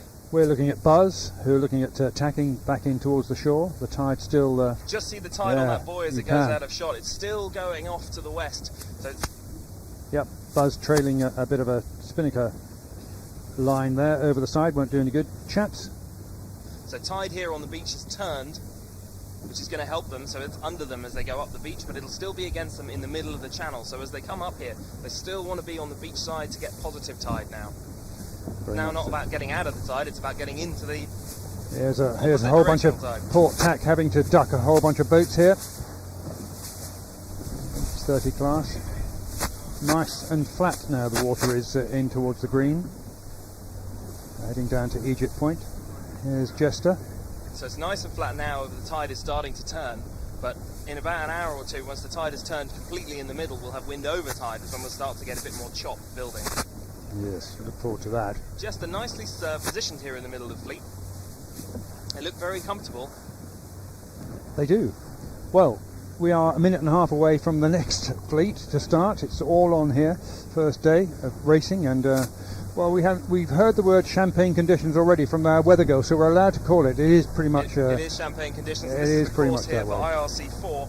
So very similar to what we've seen before. Much like the HP30s that we were just looking at, down long leg across to East Bramble, and then a few loops up and down. And this will be nice for some of those boats because with the southwesterly from the West Ride Middle to Royal Yacht Squadron on the top right of screen there, that's a pretty dead run. They're going to have to be pretty square, so the asymmetric boats are going to have to sail the angles, and any symmetric boats in this fleet should have a little bit of a more edge in that leg. So we're getting smaller and smaller in class. This is IRC class 4. Nightjar, Yep. Jack Banks. This was 5th last year, actually, Nightjar. Did really well, really tight midfield battle, which is good. J92. Just 6 boats in this fleet, so it's going to be pretty close. They're in the middle of the line at the moment, just testing to see what's going on. 965R is l'Avion Rose 2. There they are, just going away. The foredeck man, or is that a woman tied there? So I think there's a woman there, a foredeck woman, looking and calling to the skipper at the back where they are, just So that, for anyone line. who doesn't know, there are lights on the squadron, and when the lights line up, that is exactly the start line. And so the buoy at the far end, the start gun goes, all clear. The Nice. buoy at the far end can be a bit ahead, a bit behind. It's when the lights line up, which is what that bow person was looking at. That's Jay Walker on the inside track. Really lovely start from them. Yep. Pushing in towards the beach, and in a minute you'll start to hear them calling for water, and they'll bump the whole fleet Yes, they over will. onto port tack, which will be good for them. Jay Walker in there, and Premier Crew to windward of them, the Cork 1720. Ah. Bit of a sport boat, really, and doing like a a big- very slow tack. It's a very slow tack. Fast downwind, the Premier Crew. Interesting low 1720. boom angle from them as well as very deep foot. Jay Walker tacked over here on the inside edge, so they are the boat most to weather now, coming out of the shore. A little bit high, looks like they're struggling to need to pull the bow away and get the boat moving a little bit here, but they're nicely positioned as they come back out from the island shore in towards the Solent. They're just about to get into a gust, looking at the boat just to leeward of them. Yeah, Nightjar looking good here. That's the second from the left. Clear air. They're admittedly on port tack, but no one's going to threaten them on starboard at the moment. Really nice, clean angle. That's a lovely angle for them. Whoa, big tack in the middle of the fleet. Yes. There. Just as we cut away, unfortunately. That's l'Avion Rose 2. These guys pushing out towards the middle of the Solent. Now you can see in the background of that shot just a second ago, the rib was pointing back towards the east, which means the tide has turned. It's underneath this fleet as they stay close to the shore. They've now got positive tide pushing them up the beat, which is going to be really good for them. So now, as Matt said earlier, and probably can fill us in, you're finding that balance, because right on the shore there's positive tide, but there's less positive tide than, say, 100 feet off the shore. So finding the balance between positive and negative tide is going to be really challenging for this fleet. What have you got there, Matt, and tide? Well, it is exactly as Oscar described it, and that positive tide is now coming more and more across, spreading further and further to the north. So you've got more options when you come off the start line. And as Oscar said, you don't really, we're seeing it again and again with these fleets now, there's really not an awful lot of benefit, if any at all, of getting right in underneath the squadron. It's better to be a little bit further out, give yourself some room to put your bow down, so to accelerate and to sail fast in towards the beach and be first to the beach, tack over in clear air, happy days. Easy as that. Happy Days, that's a good name for a boat, isn't it? Simple job. You make it sound so simple, man. Well, that is our next start we're looking at in 2.5 minutes' time. And then we're moving into the white group for real, Matt. On Saturday we've got Etchells, Darings coming up, Dragons, Flying 15s, the Cowes-based Flying 15s, the Sonars, the Solent Sunbeams. So less handicap and more one design to come up on the first day's racing, running right through till 1 o'clock when we see the biggest fleet here, which is the X1 design, the lovely old wooden boats, which those crews ought to be getting up now, I suspect, getting out of their pits and getting ready for their late breakfast, I suspect. For sure, it's one of the perks of starting late at Cowsweek is you don't have to have that early rush out onto the water. Our next start will be the J109. We were talking there about one design fleets. This is a really interesting class. It's a bit of a cruiser racer class, a bit more interior space, nice little boats, so it should be really competitive as a one design fleet. Yeah, Just still following up here with the end of IRC4, I believe it was. Yes, that's right. Jay Walker, Nightjar. So, yep, Jay Walker doing well, the J97. Look at them still punching into the shore, top left of Yes, the shot. they Yeah, are. they're still driving right onto the beach, which probably, as Matt was just saying, it really isn't maybe necessary at this point of tide, because the tide is still underneath them. So probably don't need to be quite as hard as they were. We're with the J109s now. Jambo. Oh, that I threw used him a to dummy. sail. Did you see that? He I threw him a missed that. dummy. So a similar course to what we were just looking at.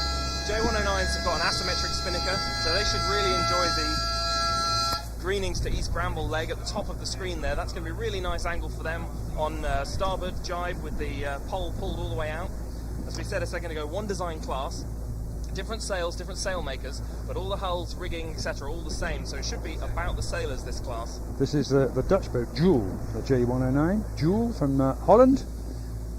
Just following them along, they have not many minutes, 30 seconds to go for 8276. It's going to be very tight here. We can see the bow person there looking at the line. They're going to be right on it.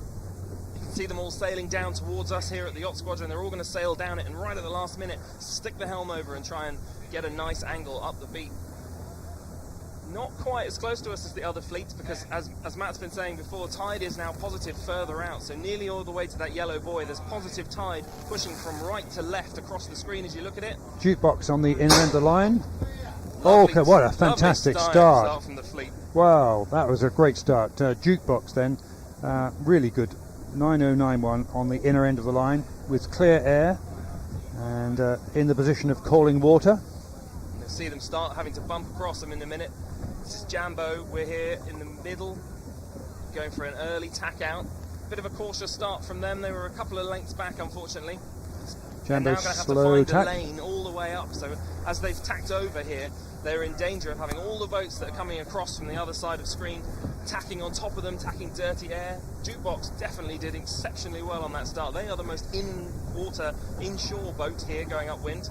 Very so much they should have plenty of tide underneath them as long as they can get enough breeze, because there's a bit of a trade-off here between having breeze right on the shore or a bit more tide further offshore. Jukebox is just trying to pinch ahead of this starboard tacker coming in from the right, and they did it, and I think that they were trying a bit hard there to harry Jukebox into tacking, but they got clear ahead.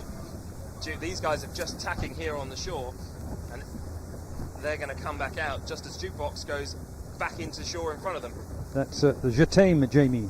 There's a few French boats here, isn't there? Yes, Matt. It's going to be interesting to see what happens there, because Jukebox, as you've been describing, clearly performed the best start in many ways there, but their biggest threat is one that's stretching away from them.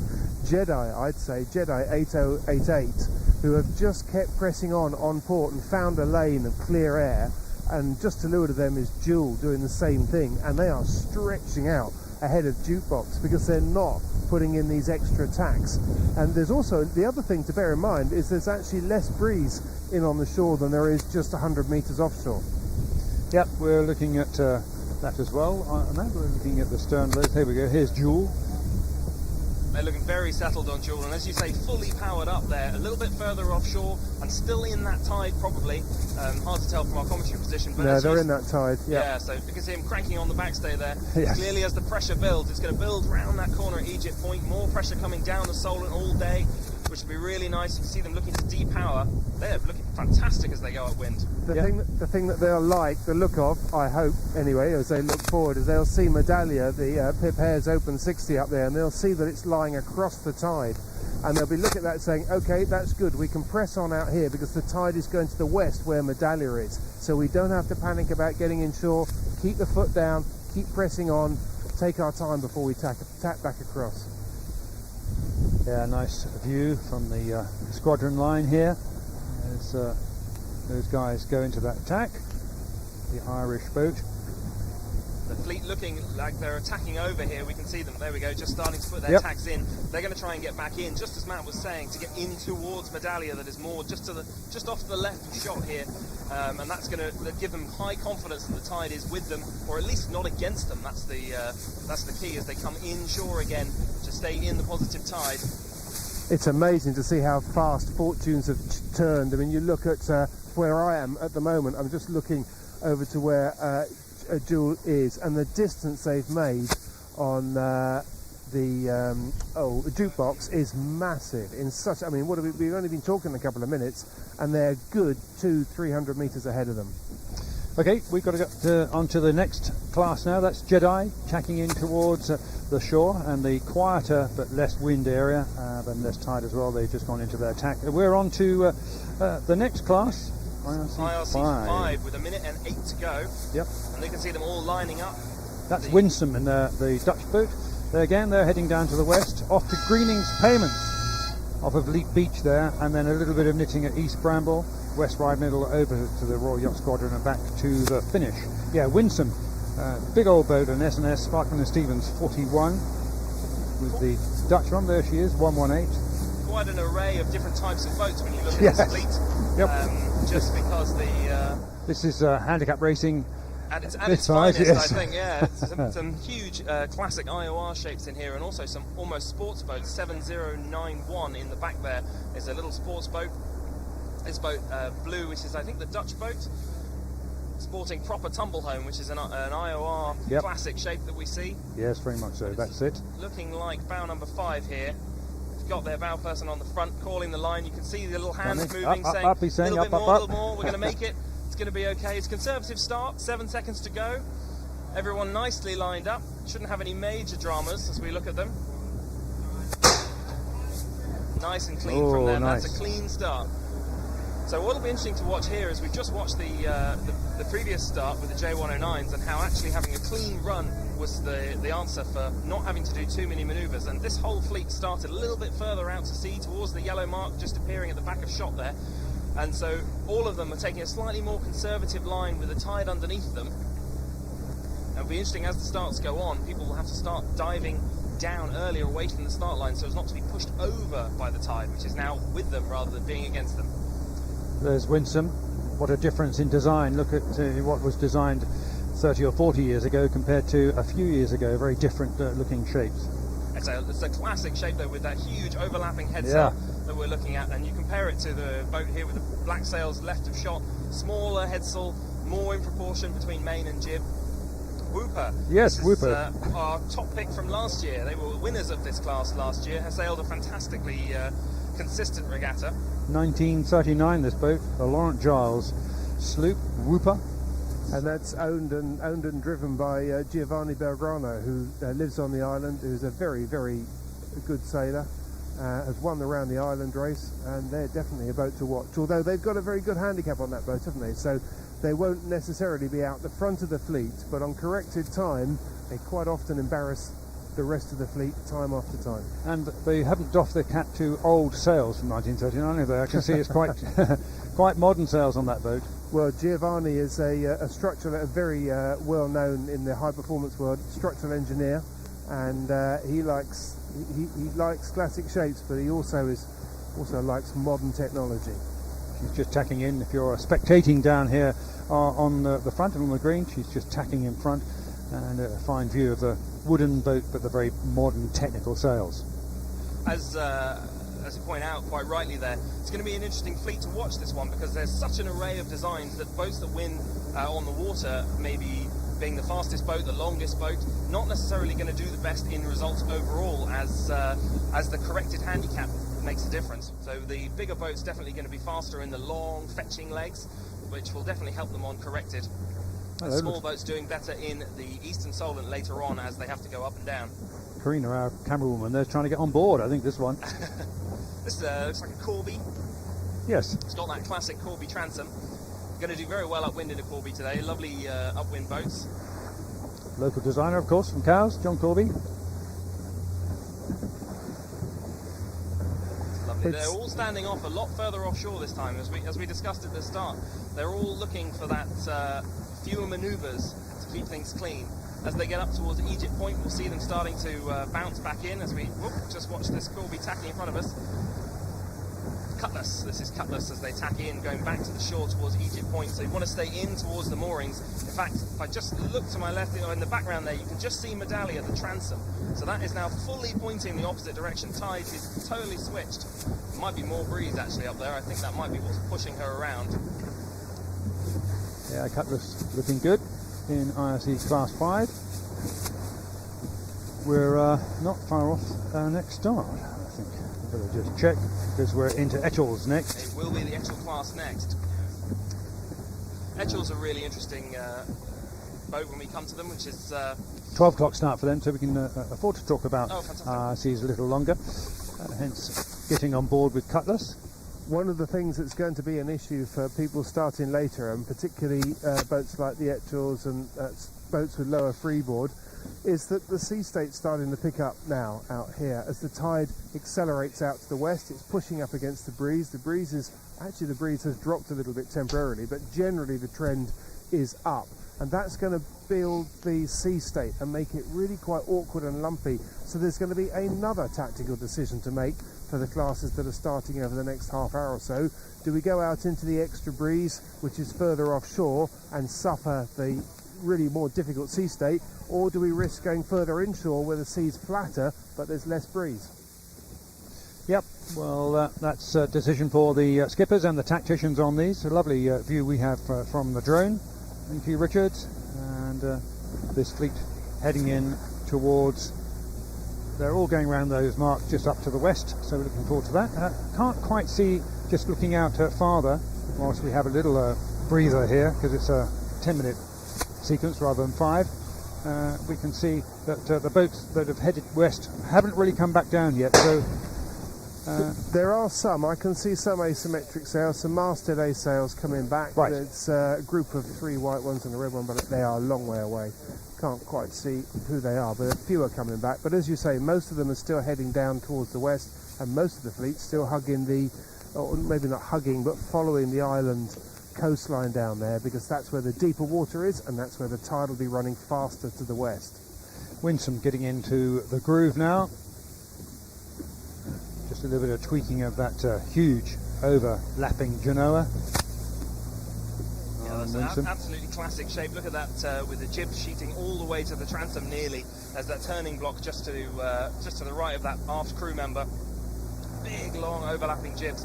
Really good in the light wind. You can really punch up, get lots of power in the boat. But when it comes to this short tacking manoeuvring, it's really slow to keep doing those manoeuvres. Pull the jib round every time the boat stops in the water. So they're going to be minimising their manoeuvres as best they can. 4-minute warning for the Etchells. Next start at midday here on day 1 of Cowes Week 2022, presented by Visit Abu Dhabi. And here you'll see the Etchells. Great fleet, the Etchells class. Really, really competitive fleet. They have their Worlds in the UK this year, so lots of these boats in Worlds campaigns. We have a Hong Kong sail number in the middle there, so people travelling from all over and getting involved in Cowes Week, which is fantastic. Yep. Some notable picks. Sumo is back out this year. They were 3rd last year, which is good. And China White, who is the standout, they were the winners last year by a bit of a clear margin, so they'll be looking to defend their title. We should see the Etchells be quite punchy. They tend to be quite aggressive starters as a fleet. Again, one design, hulls and rigs and sails and everything are all exactly the same. So there's no size parity. In fact, you see the Hong Kong boat just to the left, just missing them. They're backing down. They're trying to push the boat backwards, get the weed off anything that's underneath the bottom of the boat, make sure there's nothing holding them back as they go. So they're taking it very seriously. We've got a World Championships, haven't they, later in the year? Yep. The Etchells. Quite tweaky boats, Etchells. You can change the mast position, you can change the shroud tensions as you go around the racecourse, people doing it, or between races, sorry. So we expect to see them have quite a good run today. 2.5 minutes to go for them. You can see them sailing up and down the start line looking for the best spot. And they'll be checking quite closely tidal positions, because they're not fast boats, Etchells. They go upwind really well, and they go downwind okay. But they go really deep downwind. They've got symmetrical spinnakers, and look at the difference in course that they have compared to what we were looking at before. Everything up in the western Solent, and lots of runs with the wind directly behind them. From Shoesmith down to Gurnard Ledge, that's going to be completely square, and from Cowes Radio across to Gurnard Ledge, that's going to be a little bit more pole forwards for them. Might be a harder leg to win tactically. Downwind finish for them. Downwind finish for them, which will be really good. Etchells go downwind quite well, and as we're saying, go downwind nice and deep with the pole back. You know, they're not high performance asymmetric boats. They're boat on boat close racing. If you can get an inch ahead in Etchells, you're doing well.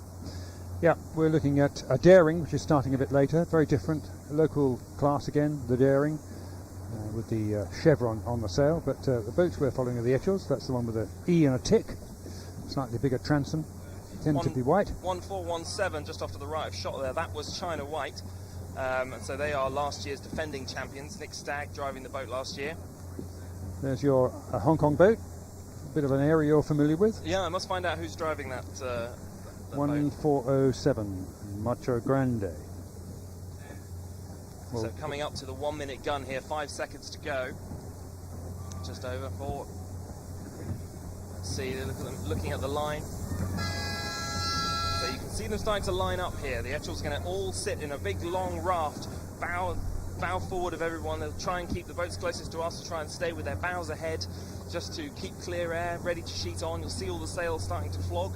1490, that's no dramas. They're desperately trying to slow Yes, down. They're a bit bow forward. Don't forget here, the tide is moving from right to left across the screen. It's no longer pushing them away from the start line, it's pushing them over. So they're going to have to bear away. We can see GBR 1417, middle of shot here.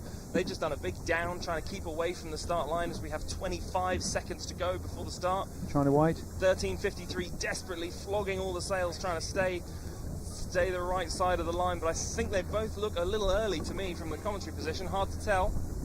Yep. 10:20, bearing away again, jibs off, 10 seconds to go. China White and 1353, both look at them bearing away. Yes. China White looks like they're over. They think they're over. They're going back. The Plant Hunter, That's 1353. the start. Individual recall and 1020. That to me looked like it was over. Sumo, but we're not official. You have to Edgel's check with them. Lovely looking boats as they go upwind. Look at them, all sails set beautifully. Very competitive. Hard work as they go upwind. You've got to hike out really hard on an Edgel to make it go properly. That looks like was that Sumo going back there? Yeah, it looked like Sumo going back. Yep. Excellent. Quite a slack Cunningham on the main on 1417 here. Obviously that's the trend. They're all a bit creased. Looks like to me you ought to have a bit more Cunningham on. Quite heavy boats, deceptively heavy boats, Edgel. So still probably looking to power up in this breeze. Matt, you're out on the water. You can probably tell us what it's like out there a little more than here. Yeah, it's a very tricky call. Actually, it's interesting you talk about that because the breeze has actually dropped, not massively, but we've had 11 or 12 knots of true breeze, but it's currently down at 9 knots out here, which I think is sort of catching people out because they've sort of got that stronger breeze set up in their mind, but actually forcing yourself to change gear into a slightly less breeze is a bit tricky. But the boat that caught my eye here was actually, and they've been eyeing up the pin end of the start from 2 minutes out, it's 1409, which is Ada, and they were talking about it, looking at it, making repeated timed runs into the pin end, and they made a beautiful pin end start because no one else was there. And now they're about to cross the entire fleet because they've just sailed on a really nice starboard tack. As they get in towards the shore, the breeze has just increased a little bit and it's lifted for them. So the news only gets better for Ada at the moment, and they've pulled themselves into a really nice commanding position in this fleet at the moment. Okay, 1020 we're looking at is Sumo. Now we thought Sumo might have been over the line. They haven't gone back, but the Plant Hunter, GBR 1353 did, and they've just started at the back of the fleet. So whether Sumo is going to get a gun at the end of the day or not, we'll have to wait and see. We'll have to find out. I mean, I know that Malcolm the Plant Hunter is incredibly competitive, so he'll be annoyed if he didn't have to go back and has gone back. But it'll be interesting to see, as you say, at the end of the day, if Sumo actually gets a gun. Pulse, as you say, looks like a little more Cunningham wouldn't hurt the Pulse. It almost looks like the main is coming out of the bottom of the main track there. Quite a bend on the boom, look at that. Interesting with an Edgel, it's all in the main sheet. Obviously, no real kicker to do because the mast goes through a hole in the deck, and you can fiddle with it, and there's lots of fiddly bits. But looking very settled Pulse that we're looking at here. Again, very wet boats, Edgels. As Matt was saying earlier, the sea state's starting to build as the tide turns, wind and tide over each other, one against the other. Sorry. Making it build, and an Edgel, that's really good. I mean, it's going to be a wet afternoon for them as the tide builds and the sea state builds. And that's Pulse just going on to starboard tack. Lady helmsman on here. Some serious hiking effort there from Pulse. Edgels are hard work to hike out on, and you've got to hand it to whoever's on the main sheet there. They are absolutely giving it their all. Pulse has done very well on the rest of the fleet by pressing out further offshore, and now they've got the upper hand. So it's interesting to see how this game has changed. The gains aren't to be made tacking close to the shore, as we have been saying all morning. They've been gradually changing, and Pulse is the latest to benefit from that. And as you were talking about them heading out on port tack, they were just pushing out into still west-going tide, clear air, whilst everybody else was fighting amongst themselves behind them. And I think I'm right in saying that Pulse is now actually leading the fleet. Right, well that's Edgel's racing away. Pulse just continuing. We're coming back to the start line because we have just over a minute to go before the Darings. That's the ones with the chevron on the sail, the local class, which are moored just off of the parade here. And they, of course, are Darings, and they all tend to have a D in the name of their It's sort of a theme. And again, a similar sort of course to the Edgels, not quite as quick as the Edgels, so fewer loop Dukes up in the middle of the eastern Solent here, sorry, the western Solent here, but downwind, square downwind boats, no asymmetrics here, so all of these symmetrical spinnakers, as we can see from Hampstead Ledge back to the Lade Mark, they're going to be pulling the pole all the way back and going square. Daring similar style, different underwater profile to an Etchell, but you can see with the long bows, long transoms, a classic style, beautiful boat to look at when they're sailing. The standout winner from last year was Dauntless, and she won with nearly straight bullets, but the key clincher for this year is Dauntless does not have its helmsperson, Giles Peckham, who has fallen off his bicycle and hurt his leg. Yes. So he's not around, so it's still the Peckham family sailing, but they have other people on the boat, and it'll be really interesting to see, because Debutante was close in second last year. That's Dauntless there, number 3, just on the right side of your screen, as they're heading towards 3 seconds to go. So it's going to be quite a competitive start at the far end. Individual recall. Somebody was over. Who was it? Someone's way on the other side of the line there. I can't quite see the sail number. Number 9.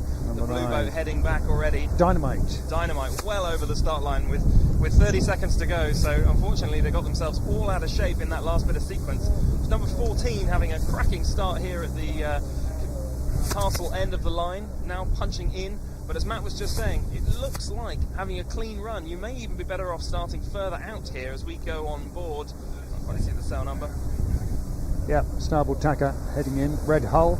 A bit of a long run here, because you don't have to be on the beach because of the tide. You can afford to be out, have one long run, minimise those tacks, minimise those manoeuvres.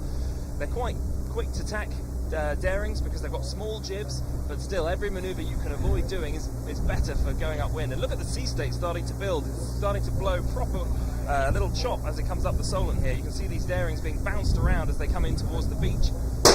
Defiant on our right of our screen as they're heading in on starboard tack. Matt, there was a nice start by the Darings. Yeah, very much so. It's interesting. I'm just upwind of the fleet, just looking back down at them, and if you took a snapshot right now across the fleet, you'd think that 14 got the best start there.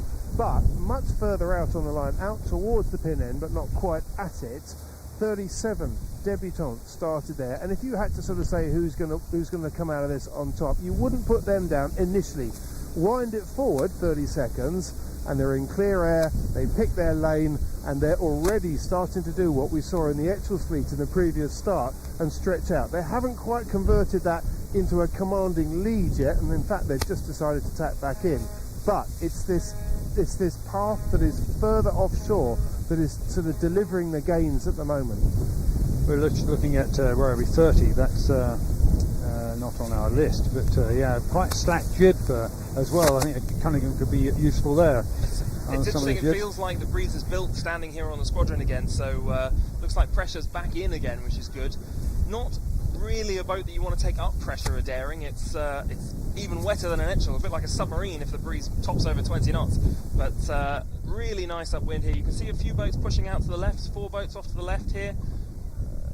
37 Debutante is the one I keep looking at, because they are just squeaking boat length by boat length in front of the rest. They've had to defend their position a bit, but they've done it very well, and they've just got clear air all the way up this beat, and that is the name of the game, certainly in a crowded fleet like the Darings. And they're coming offshore again on port. We expect good performance from them. They were second last year, as we were saying before, so they're really looking to steal the title away from Dauntless. So we should expect to see pretty good things from them as they go up this first beat, and as you say, Matt, really paying to be on the pin end of the line there. Just a little bit of alternative news. I just see Sleepers heading back under engine, the Swan that we talked about at the start in IRC2. I don't know what the problem is, but they're motoring their way back. An unfortunate early end to their day. That's a shame with such lovely conditions here on the Solent. Breeze definitely up a little bit from the lull that you just saw before, Matt, that you were talking about. Yes, we got on my plot here, it's now got back up to just under 11 knots now, so it's come back. It was just a little lull for some reason, but it does still look solid out to the west. Fantastic, and we're with the Dragons at a minute and a half to go. So Blue Bottle is in this fleet, one of our top picks, which should be the only Blue Dragon, I believe. GBR 192 we're looking for? 192. Actually rebuilt after 60 years of not being sailed, Blue Waffle. She was previously owned by His Royal Highness Prince Philip and was retired from competition, and then lovingly restored back to a racing condition last year, and I believe There's quite a battle, isn't there, between the fiberglass dragons and some of the wooden ones, which still grace the fleet here. Yeah, it's interesting. The wooden boats, you would think that the fiberglass composite boats would have the edge for stiffness and weight, but actually plenty of the old classic dragons still proving incredibly fast. Blue Bottle from last year, actually the winner of Cows Week last year, so having been freshly restored, she absolutely went out and smashed it, which is great. Less than 30 seconds for the dragons. All and the boats lining up at the pin end, as we were discussing before, you know, really looking for that long run, that long starboard run into the beach, rather than all the tacking and faffing about that we saw earlier in the start sequence. 15 seconds to go. There's a wider shot, yes. The and tubes being unfurled as we look at them. 192 coming down that you were mentioning. 192, Blue Bottle. Here she is, on the right-hand side of the screen. In the middle of the line, Graham Bailey, Blue Bottle, 192. Nice start from them. Quite a conservative start by the fleet in general, to be honest, but nicely positioned. Look at Blue Bottle in the middle of our screen, going to the left here. Clean, fast, plenty of fresh air. She can go all the way to the beach, all the tide underneath her, and tack out and bump the fleet with her, and have a nice beat up towards Egypt Point. Yeah, there are 9682 just in front of her. Ecstatic. It's a lovely setup from the Dragon fleet there. They've done a textbook start. You know, there's about a boat length between each one as they stagger upwind. You can see the gaps as they all have clear air, bow to stern in a long line, all staggered up the weather side of the line. Yeah, good to see. 682 then. Here's Blue Bottle just going to the tack, calling for water. And now it'll be interesting to see as we watch Blue Bottle here whether this is paid off. It looks like the boats, as Matt was saying, the boats starting out actually at the pin end of the line maybe have a bit more tide, a bit more breeze, not sure, but she's not bow forwards as she comes back into the fleet. She's not going to cross. but looking good in the Dragons. Again, Cunningham's quite free on these boats. Lovely job by Karina here. I feel like I'm almost in the cockpit. Yes. 754, that's Fanfare in the middle of your screen. Furious just up to windward of them, 777. And 816 is Drecky. Interesting that Blue Bottle's just come out on port, and I think that Graham, who knows this area like the back of his hand, has looked out and thought, you know what, this is not working going in there, and he's decided to bail out of that situation, tack over onto port and heading out in clear air whilst the rest of the fleet goes in towards the shore. Hopefully that'll get him back into it, but having said that, that fleet is being swept down the coastline there, down by the beach. But Blue Bottle's got a nice bit of breeze out here on port, and they can decide when they want to tack and what. There they go. They're just going to roll over into attack. I just saw Graham Bailey, the helmsman, look over his shoulder to see where the rest of the fleet was. Decided it's time to go back and cover, and they've actually come out of that. They're going to come out of that, I should say, quite well, I think. Polly, we were looking at the old wooden boat. GBR 11 is right in towards the shore. They can almost step off there and still not tacking. There they go, tacking onto port. Long way in. Danger of hitting a rock or two there. It's very close for them. And as Matt was saying earlier, almost probably a little bit too far in, because now the tide has turned. If you're right on the beach, you have less tide, and the tide is underneath you here. So actually you want to be treading that line between just on the edge of where the channel runs up the middle of the Solent. The channel will be against you, but everything inshore of the channel will probably now be underneath you, whooshing you up towards the top mark.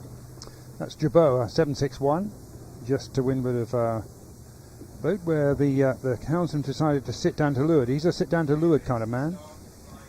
Difficult to see, get a good view of the upwind racecourse. You know, you want to be looking over your shoulder, looking upwind, looking for puffs, looking at where your competition are at. The challenge with sitting to leeward like that, it gives you a really good view up the inside of the jib, but it doesn't give you an overall view of the racecourse, so it's a bit tricky sometimes to drive from that position. Yeah, well, at least you can see which boat to duck behind. It's also wetter, you know, it's a better Yes. place to sit, so bold choice as the sea state builds today. 767 on the left there. Firefly. In a bit of dirty air there, Firefly, at the back left corner of the screen. They're getting gassed from 761, who's to weather of them, and who's holding a lane from 192. Blue Bottle. 192 Blue Bottle, kicking it out the front again. That's really worked out for them, as Matt was saying. Nice tack out into the tide. More tide where Blue Bottle is here than the boats inshore of them, because of the tide turning, pushing them up towards the weather mark as the day goes on. And a bit more breeze. Okay, we've got coming up to 1 minute. for the Flying 15. So let's look at Flying 15s, of course famously designed by Upper Fox. They're heading down to the west to a laid mark, and then another laid mark in towards Gurnard, up to Hampstead Ledge and back home for the Flying 15s, the smallest class during Cows Week. It's still a keel boat. I know it may look like a dinghy, but it is actually a keel boat. It does have a lump of lead down there to help you stay upright. Fantastic little boat, but incredibly hard work when it gets windy. Huge amount of hiking and physical energy required to keep this boat up when the breeze builds. As the day goes on, it'll get harder for them. The legs will get tired. They'll have to push it. 20 seconds to go. You can see most of the jibs are still rolled away here. Yeah. Just starting to see them unroll in the background there. They'll get to 10 seconds and you'll start to see all the jibs released. In fact, here they go. Yeah, that's 3824 over the moon. Very late. Yes. 6 seconds to go. Get it sheeted in, but they got the room. 2 seconds to go. That's probably too late to unfurl the jib, but nice clean start from them. It's that. That is 3824, which is, as I said, 3824 is over the moon. They will be for that start. They will be. That's a lovely start for them. 3654, Fairfield, up to windward of them. It's nice. You can see both helm and crew starting to get settled, sitting out for this long beat. Still quite a long way for a Flying 15 up to this top mark, so they're going to have their work cut out for them for the next 40 minutes as they battle upwind. There's actually a symmetrical spinnaker on these boats rather than asymmetric, so they'll be able to pull the pole back later. But they really do, when it's windy, they can get up and plane, and they're a great little boat to go sailing with. Interesting grip layout on that boat there. Yes, on the foredeck. Yes, they've obviously slipped around and on the stern as well there. So that's almost like a stealth battleship from the Second World War with the camouflage. That's for Holly. It's they ought to try to put a double F in their names because it is the Flying 15, designed all those years ago, but still very popular all around the world. And the Flying 15 of Upper Fox. They're celebrating here the 50th year of his passing away this year for Upper Fox. You can see a lot of Upper Fox's designs from the war onwards, and the museum has a few of those. This is Papali. He's looking a bit tired on the rubbing straight there on that boat. 3940 in the Flying 15s. Interestingly, there's been a wide, I'm sure you saw, there's a wide range of views as to where to start on this line with this fleet. Some people have gone very extreme at the pin end, some have gone all the way into the shore, but the boat that I was watching quite carefully was 3779, which is Men Behaving Badly, and they've won this class several times before here at Cowswick, and they started middle of the line and just in clear air and came out of it very well, but they're actually just going to be passed by 3824, which is Over the Moon, the one you were talking about earlier on at the start, who have actually made going into the shore work for them, but I suspect that's because they had plenty of clear air when they did so and didn't get caught up in the pack. Great shot of leaning right out there, getting the crew weight out on our boat in shot. Well, we have to break away from the Flying 15s before the next start to earn a little of advertising. So it's time for a break here on Cow's Radio.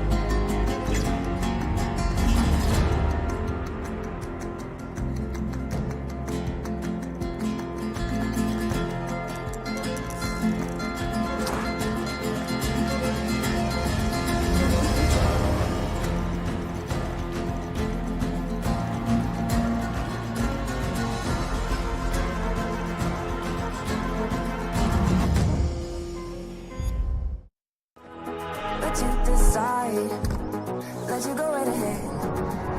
Working my dreams. What you gonna do next? This is what we do best. Let us dive into the night. Going about it for my life. I can't deny it.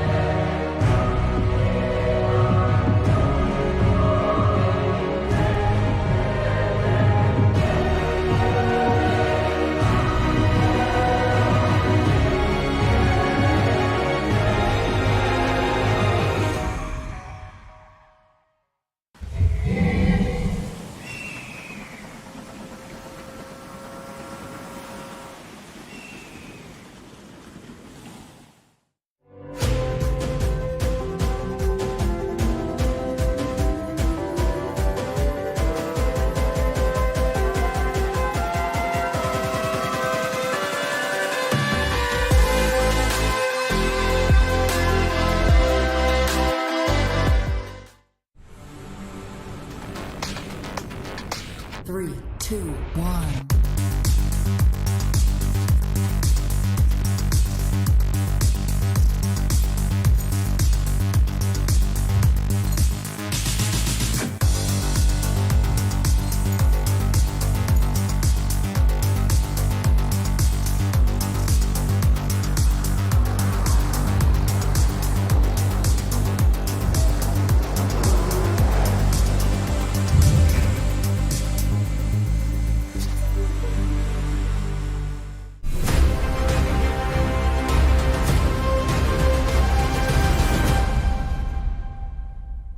Here at Cowes, and what a nice image we have of what's going on.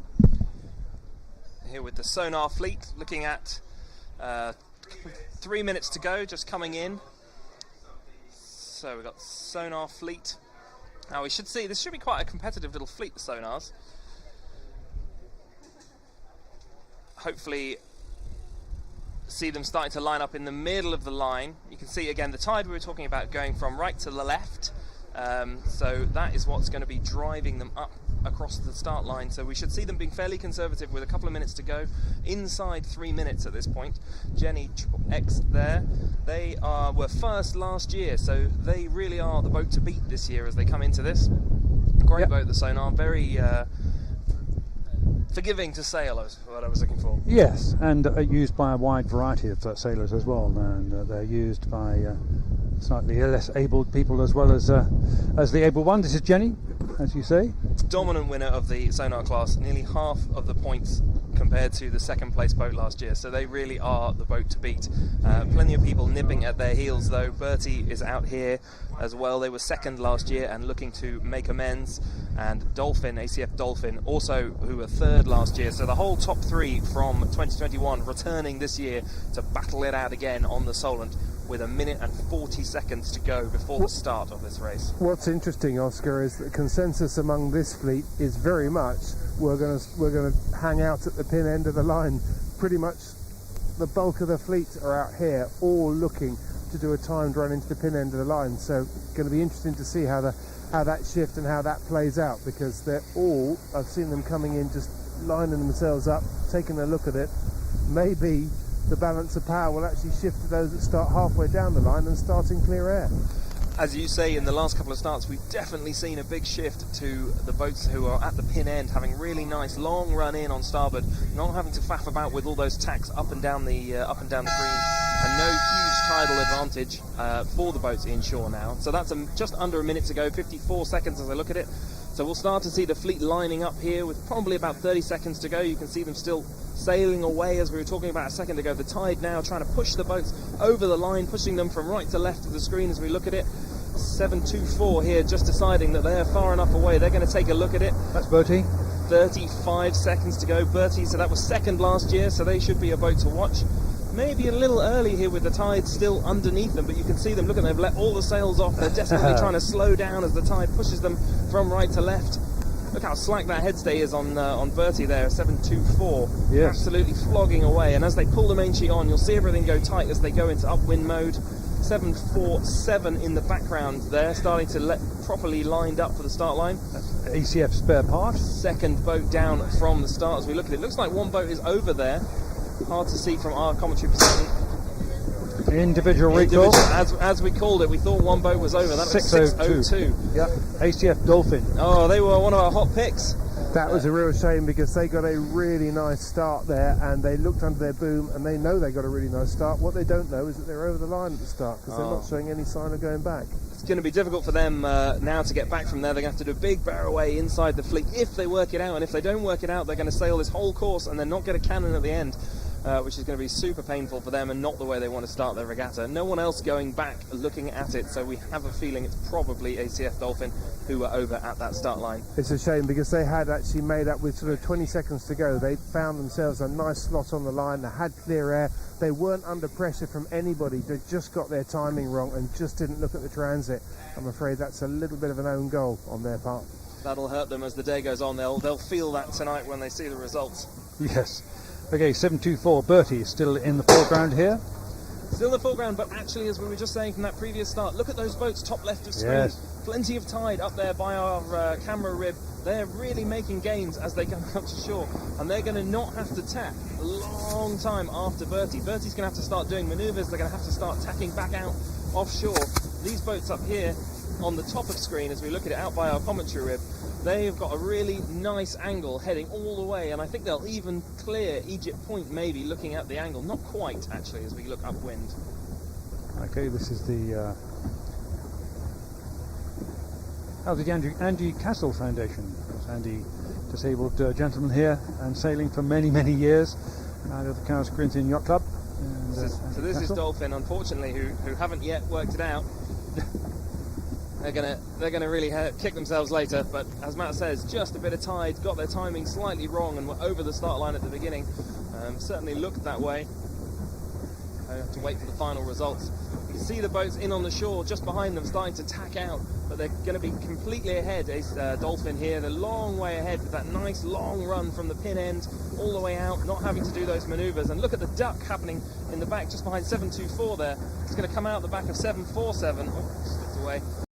Lots of time lost there as the boats have to duck behind those starboard tackers crossing into the beach. It's a bit of a challenge. Look at the starboard tacker threading through 418, just ducking behind them as they just go. It's like a choreographed dance. It is. Great shot from the drone.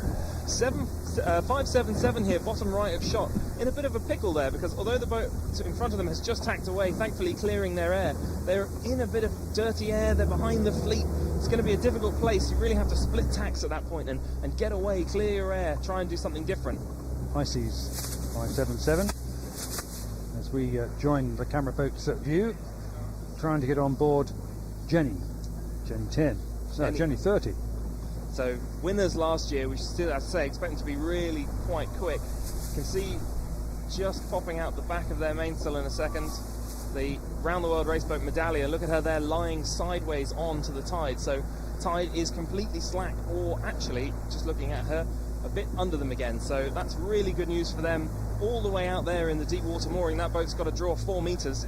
The tide is slooshing out to the west already. Yeah, you can see the Medallia there, the Urban 60 of Pip Hare on its mooring just off of Egypt Point. So we're coming back with 1 minute and 16 to go for the next start, the Solent Sunbeams. Those boats that come from Chichester Harbour, they have a very similar course, West Leap to Laidmark, Hampstead Ledge and back to the finish. Here we go, this is for 1 minute. Solent Sunbeams, beautiful wooden boats. They have a V on their sail. We can discuss why they don't say S for Sunbeam a bit later on.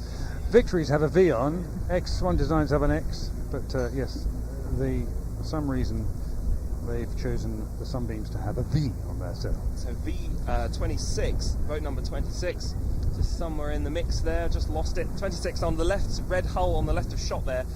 Danny, 2020, really consistent week from them last year. Winning several races in a row, so they are definitely the boat to beat this year. They've got a bit of a target on their back with all the other boats coming up behind them. Harmony V11 also looking for the win. They were second last year, so they've really got a point to prove as they come back.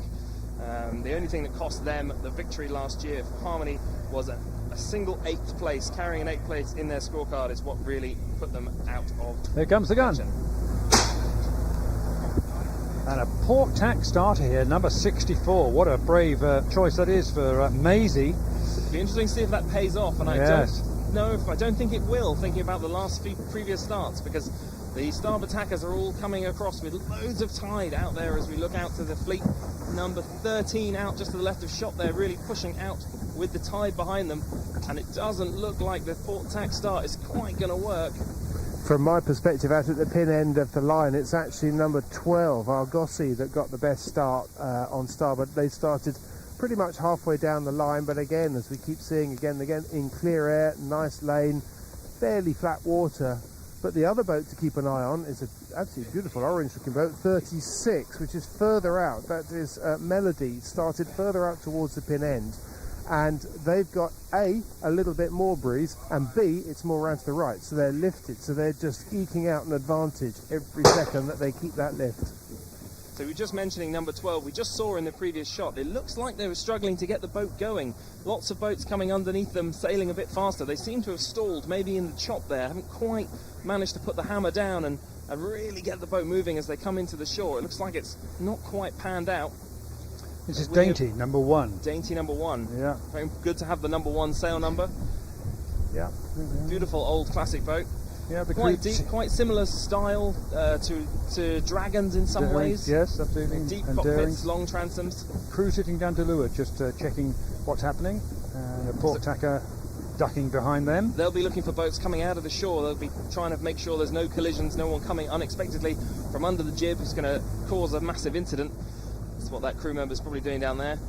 I suspect you won't be able to see them at the moment, but the boat, when you do get to see them, is worth watching, is Melody 36, the one I mentioned earlier on, who has broken away from the pack and is sailing in clear air down the middle of this course. And I'd say they're stretching out a lead on the pack that are working down the shoreline, which are sort of getting in each other's way down there, and Melody's just romping away with it. Keep seeing this time and time again, haven't we, in these previous starts? Actually, fewer manoeuvres. Just get out into clean air, get clear, go the right way, but cleanly. It's better than trying to fight it out for that little bit of tidal advantage on the beach. Because, you know, as we've said previously, I'm not sure there is much of a tidal advantage now, right on the shore.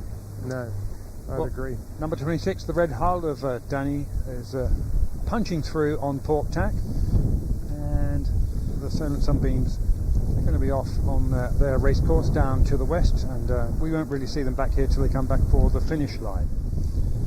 Yeah, finishing downwind at the Royal Yacht Squadron today, so it'll be a lovely spinnaker finish down the green for them, but it will be a long run home because the tide will be against them, so it'll be a tide against the tide all the way home, but up and down the green, so it'll be a classic Cowsweek finish. Lovely shot of Betty here. That is lovely. Yeah, nice. That's like Cowsweeks of old. It looks fantastic. Yes, nice tight luff on the jib on this boat with all their wind indicators looking pretty nice there. Getting those The telltales set. Yep. Looking pretty wet. Again, they're going to have a bit of a lumpy afternoon when they get further out into the west. The tide will have turned against the wind, and so the sea slate will stand up. You can see the waves breaking over the bows here as they splash through them. Quite low freeboard little sports boats these, so they're going to have a bit of a wet afternoon, but great scenes as they sail up the green here, leaving Cowes. Right, Squibs. Moving on to Squibs. That's the orange sailed boats here, the Squibs. And, well, again, pretty small boat. Little cuddy in them. They're heading down to a Lade Mark, back to Gurnard Ledge, down to Saltmead and back to the finish. It's a nice little course for them. A similar style to the Sonars that we looked at earlier. Our top pick 147 just in the mix there. Pot black. Really nice results last year. Got themselves in the top 10. They never were outside the top 10 for the whole week, and there's a lot to be said for consistency in Cowsweek because each day can vary so much. All you want to do is not have any bad results, even if you don't have any amazing results. So that's the key. Consistency is king, and they had a fantastically consistent season last year, so I'm sure they'll be hoping to replicate that again. You can see why race officers get a little upset with classes that haven't started yet, but they're out practicing starting their lines, especially like they hear the Victories with Z on the sail and the X1 Designs with X on the sail. They shouldn't be anywhere near the start line. There are a lot of X boats this year as well, so that'll be really interesting to see coming up shortly. Well, that's the last start in 25 minutes' time. We got 13 in the middle of shot here with the jib flogging in the middle. That's Aquabat. Had a good season last year as well. Unfortunately, they were OCS later in the week, and that was the thing that really scuppered their ambitions. But a very conservative start from the little fleet of Squibs. Yep. Nice start, actually. Again, as we were saying previously, everyone favouring that far end of the line now. They've watched the previous starts. They can see that actually being on the island shore really isn't the place. You don't gain much from being here, but look how tightly bunched they are as they set off. 147 being forced to tack away just for dirty air. Buccaneer on the far side there on the left, carrying on in towards the water, and 833 Teal holding off as we speak. 835 is Kestrel in the middle of the picture here. Great looking boats to have coloured sails. It's fantastic to see some coloured sails back. Everything's gone very grey and black these days, so it's lovely. You can, in fact, in the background of here of the Squibs, you can see the IRC 2 and 3 fleets coming back down as we looked at earlier with that long leg off into the eastern Solent. And a few Cape 31s as well. A few Cape 31s whizzing down there. They've got to go and do all of their knitting off into the east side somewhere. So there's your little Squibs then. We've got a boat on the right looking good there at the moment, coming in on starboard tack with the white hull. It's remarkable how different this is from the other starts. This little fleet has learned not to be hammering the shore, and so we're looking at a really consistent starboard beat all the way up until they get to Egypt Point, at which point they'll start tacking back out for the tide. But there's none of that jostling, harrying, getting into the beach now because the tide has turned. 835 Kestrel just past our camera boat as they're mixing it up. Aquabat just tacking onto port tack to get it offshore. Some good close racing and just a quite close cross there with Aquabat, only just making it across the bows. They're heading out for more tide. In fact, we're starting to see boats blipping out, even looking to try and get out to the edge of the channel, just where the tide is starting to turn.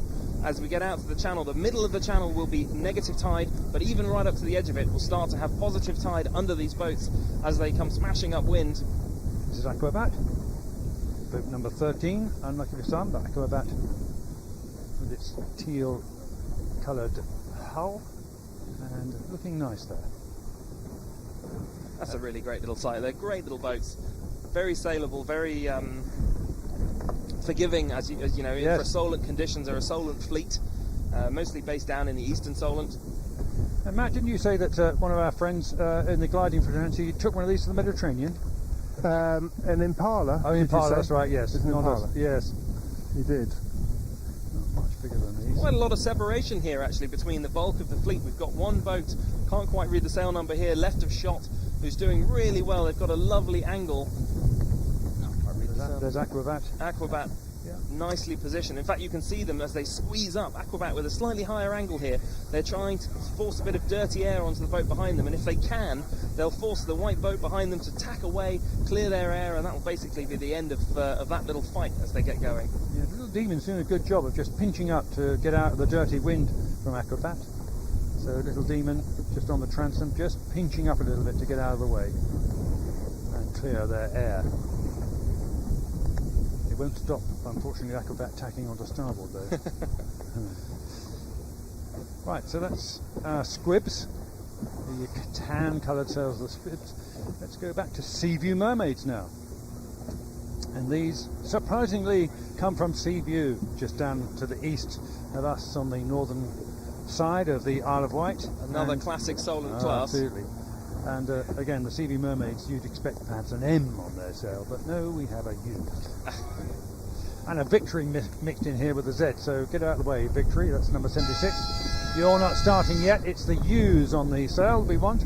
Now, they are club boats, these, so they have a job lot of Dulux paint at the end of the season, and as you can see, we have a variety of pinks, greens, yellows, oranges, blues, and lots of colours of the rainbow on these. It's a rainbow start, and they're all pretty close together with 40 seconds to go. As we look at the start line, you can see number 6 here with the ready orange hull. They're really trying to ease the jib flogging. They're trying to slow down. Tide is pushing all the boats over from right to left of screen as we look at it again. So we're going to start to see the fleet. They're all sailing towards us, keeping their options open, keeping the ability to be able to bear away, get away from the line a little bit if they have to. 6 looks like they might push 7. You can see the bow person of number 7, the blue boat, was just waving number 6 across. Get out of our way. Now they're underneath them. They can try and push them up a bit towards the line. 6 seconds to go. Yeah, it's going to be close. Well, all clear. All great clear. Start, I think, on the inner end. That's number 6. Number 6. That's Rosemary. Really nicely done. They held the bow down for long enough just to be able to be confident they were going to make it in time for the line, and then stuck the bow up just a couple of seconds to go. But nice long run in again, just as we saw from the Squib fleet a few seconds ago. The fleet learning, start at the pin end, start well out to sea with the tide underneath you, and one long starboard leg pushing them all the way into to Egypt Point at the corner here of Cowes. Here we are. We can see our Rosemary in the bottom of the screen, the orange hull, just nice clear air. But as Matt's been saying all along, now the boats on the farther side, the pin end of the line, Matt, seem to be doing rather better. They do to a certain degree. The trouble is in this start is that quite a lot of them had the same idea as to where they wanted to start, and so they've got themselves a little bit tangled up with each other, and yeah, that hasn't really worked out. But the boat, apart from 6, which I fully agree, got a beautiful start there. One of the other things about 6's start was, as Oscar said, they had their bow down, so they were actually accelerating, sailing quickly along the line. So when they wound up, they had plenty of speed. But the other boat that I quite like the look of, is just about to roll into attack, is number 8, the blue hull of number 8. They were in quite a nice position there. Bluebell. And number 9 as well, the yellow one. They seemed to be in a nice position as well. But it's the same old thing. You've got to have clear air to make these starts work. And out of that pack, as I say, quite a lot of them all had the same idea out towards the pin end of the line and just tripped over each other's toes. We're just watching Rosemary tack, the orange hull of U6, tacking on to port. Now, they haven't come that close into the shore here, so they're learning to stay out in the best of the tide. Can't hike, by the looks of it, on a mermaid, so you've got to see them leaning over the side of the hull there, trying to move a bit of weight if they can. Anything to try and keep the boat going upwind as fast as possible. There's the red hull of Cynthia, just looking at the boat to windward of her, on starboard tack with rights. Number 2, Cynthia's just got in front of the starboard tacker, the blue hull here of U22, that's Dragonfly. So Cynthia really now has to put the bow down, try and keep their bow forwards of Dragonfly, because if Dragonfly can roll over the top of them, they can make their life incredibly difficult all the way to the beach and tack. And whenever Dragonfly wants to tack, they've locked Cynthia out to the left of them. There they go. There they go, they open the door for Cynthia. Now it'll be interesting if she goes after them as well. It's like they're mostly trying to head offshore again, back out into the Solent. You don't want to be on the beach anymore. Tide is not as strong on the beach as it is out towards the middle of the Solent. Yeah, you can see the fleet on port tack heading out towards the round the world boat of Medallia, just on the left of shot for a second there. And look at that, the classic shot. All the spinnakers coming as the big boats have done their top mark. They turned and they're now heading off into the eastern Solent. Yep, so there we go, CB Mermaids, good turnout for them. Nice tight mainsails on these, very That's lovely, and they're having a great little fight actually. 8 and number 1 there, having a nice little luffing match between the two. One trying to push 8 up the whole time. Okay, so you've got a minute and 42 to go to the next start. That's the boats with Z on their sail. The Victories are heading down to Saltmead, a laid mark going at ledge, same as the others, and back to the finish here at the squadron. So Victories, Portsmouth based. It's a smaller class, the Victories this year. We've had a few more in previous years. Some of them actually built here in Cowes at Heritage's yard. There's a few Victories freshly off the out of the mould from there. Top 3 last year were incredibly close. Only 3 points separating the top 3 boats. So it should be a very close start here. Again, expecting to see them start at the pin as we come into the 1 minute gun. And that's 1 minute to go to the start of the Victory class. You can see them all starting to line up on the right of shot there. 76 as we come in. Yep, 76 is Zest, and number 80 is Shearwater 2. Now, noticing the previous start, of course, all the multicoloured CB Mermaids. Here, Victories are allowed one colour. Very consistent as a fleet. Number 80 there was Shearwater 2, as you mentioned. Shearwater 2 hot pick winners from last year, so back to try and defend their crown. Hopefully they can do it again. In fact, the whole top 3 from last year have returned to try and either do one better or defend their position.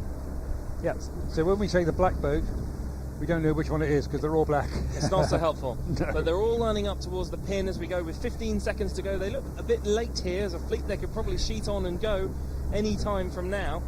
Load of room from all coming down the line, plenty of room. As Matt said, you know, reaching start for quite a few of these guys. And that's the gun well behind the line for them. You can see them all turn, they push the helm over and start to go on the wind. So quite conservative for them. But a nice start from Shearwater 2, excellent for them. Yep, so too Pelican, 77 just behind them. I have to say I really like 69, whose bow you can just see the first bow aft of number 80. I was just going to mention that one, Oscar. It's absolutely a sharp-sighted view from that end of the line because they are in the best position, I'd say. They were second or third from the pin end, but they came into that mark at speed and then wound themselves up onto the breeze. They got clear air and they got there looking at the fleet underneath them. They're in a very nice position. Peregrine we're looking at, number 74 with 80 Shearwater 2 to their windward side, looking good. as they head down. But now the decision is, where do they tack onto port and face the starboard tackers farther outside from our end of the line anyway, the pin end of the line. I think if it was me looking at Shearwater 2 here, I'd be inclined to go early. I'd want to be tacking somewhere where they are now and get back out with this bunch. You know, we're looking at 69 and 78 here, and they're really nicely positioned on starboard as they come in towards the beach. If you're Shearwater, who's well inshore of them, you're going to want to tack, close the gap with them, stay with them, because the tide is going to be pushing these guys upwind faster than you can sail in one of these boats. They're not particularly quick in any direction. Racing is very close. But the tide is going to make a huge difference for them compared to some of the ILC Zero boats that we were talking about earlier.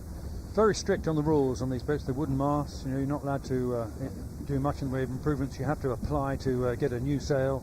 So they're very strict in the way they control the competitiveness of each boat, or should we say the equality of each boat.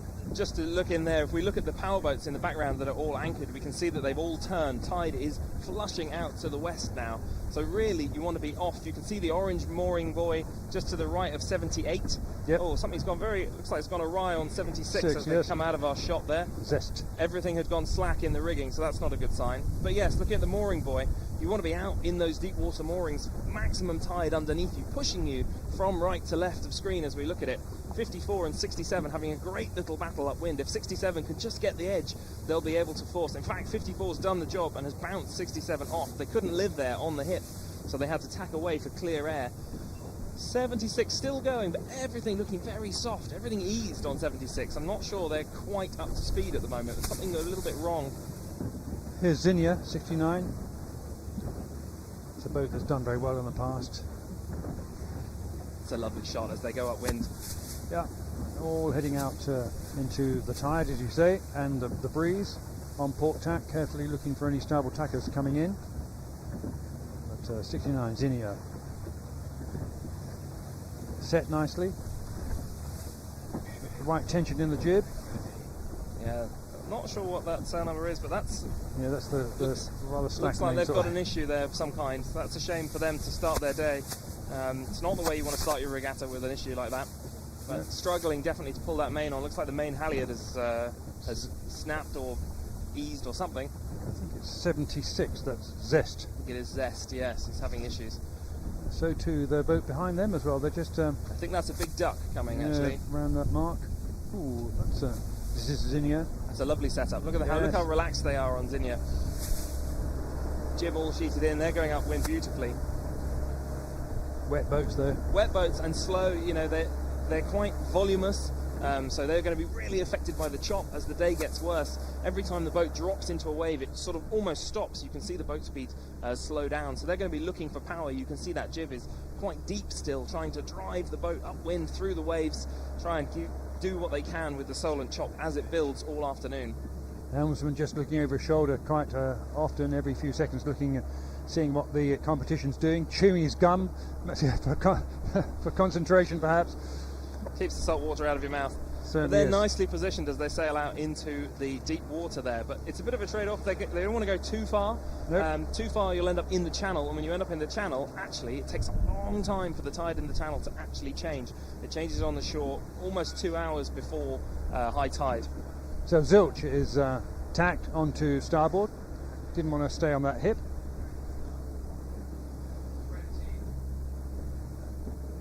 Looking really nice there as they come out into the Solent. We can see one of the J105s that we were looking at earlier jiving in the background with their asymmetric spinnakers.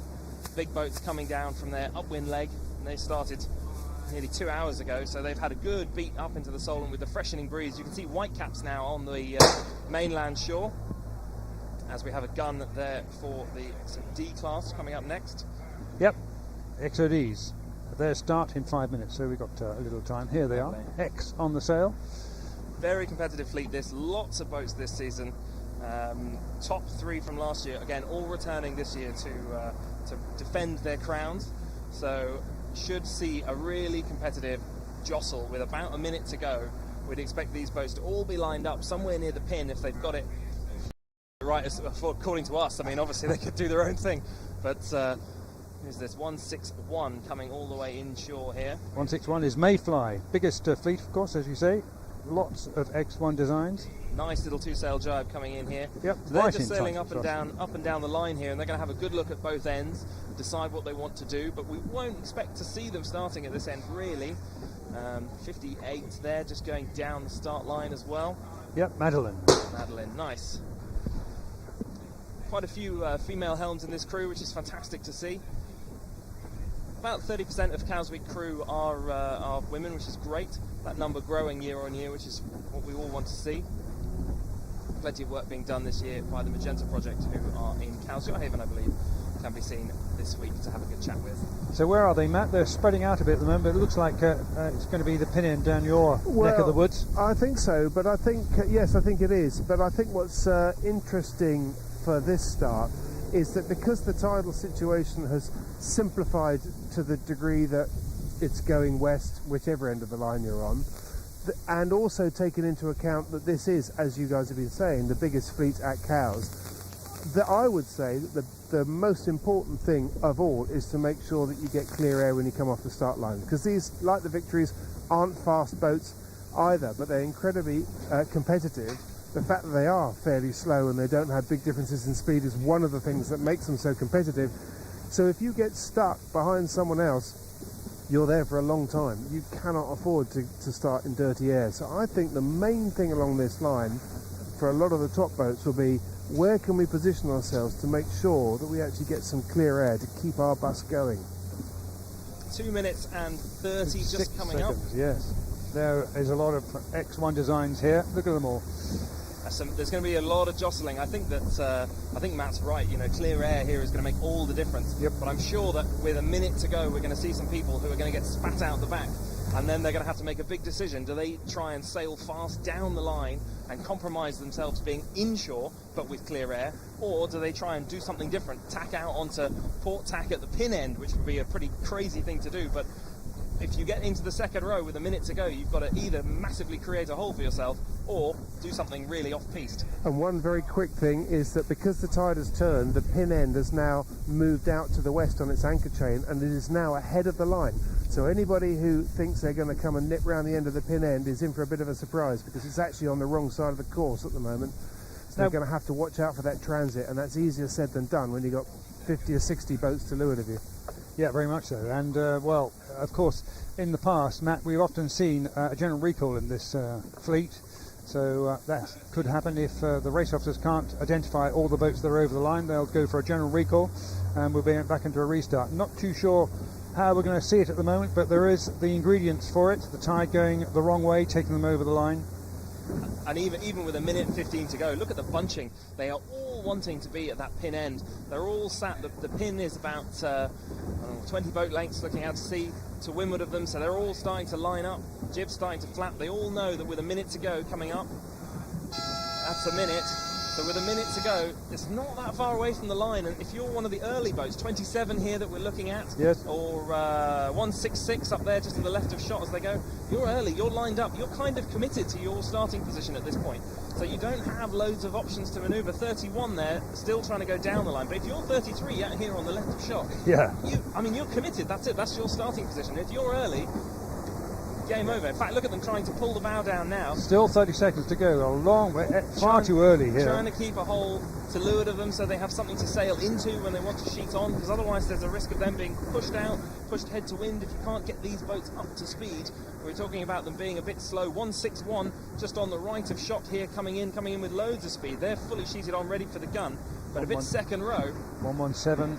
10 seconds to go, 117. If they can time it okay, and there's room for them to bear away, they're being okay, but they're coming up to the start. The yellow mark is over the start line. Yep. Line clear. Well, how well start. done. And a round of applause here up on the squadron platform for the X1 designs. Now, I can't quite see the sail number, but up on the top left here, white bow popping out a shot. Maybe 16, hard to tell for us. But certainly 33 made a good start in the end. That was Claire de Lune that hung around at the front end. They made it in time. And, well, I'm not sure if our camera boat's going to get the way through all that lot. That's causing trouble. You can see the boats just off here that as we go through the fleet. The boats that started second row are in all that dirty air from all the boats. 174 in the middle, you can see there. Nice clear air, but boats behind them are going to have to start tacking off, just like we saw 161 here, the cream boat going across the middle of screen now. They are going to have to do something different, as we said at the beginning. Port tack, change over, try and get out of all the dirt that's flowing off the leaders who have had a clean start in the front row. Very much so, Matt. 91, from what I could see, got the best start in the early stages at least, on starboard. A few boats out the pin end got forced out, as you guys were saying. We're alongside 98 and 67 and 9, who are sort of making it work. Well, at least 98 is just about holding their position to leeward out here.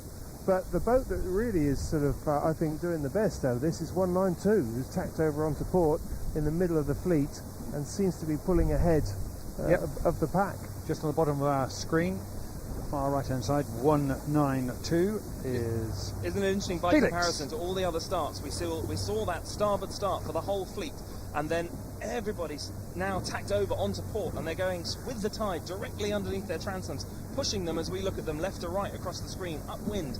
Everybody's sticking as far away, reasonably, off the island shore as possible to stay in that tide. No one wants to be here tacking up the beach because it just isn't the spot to put your boat anymore.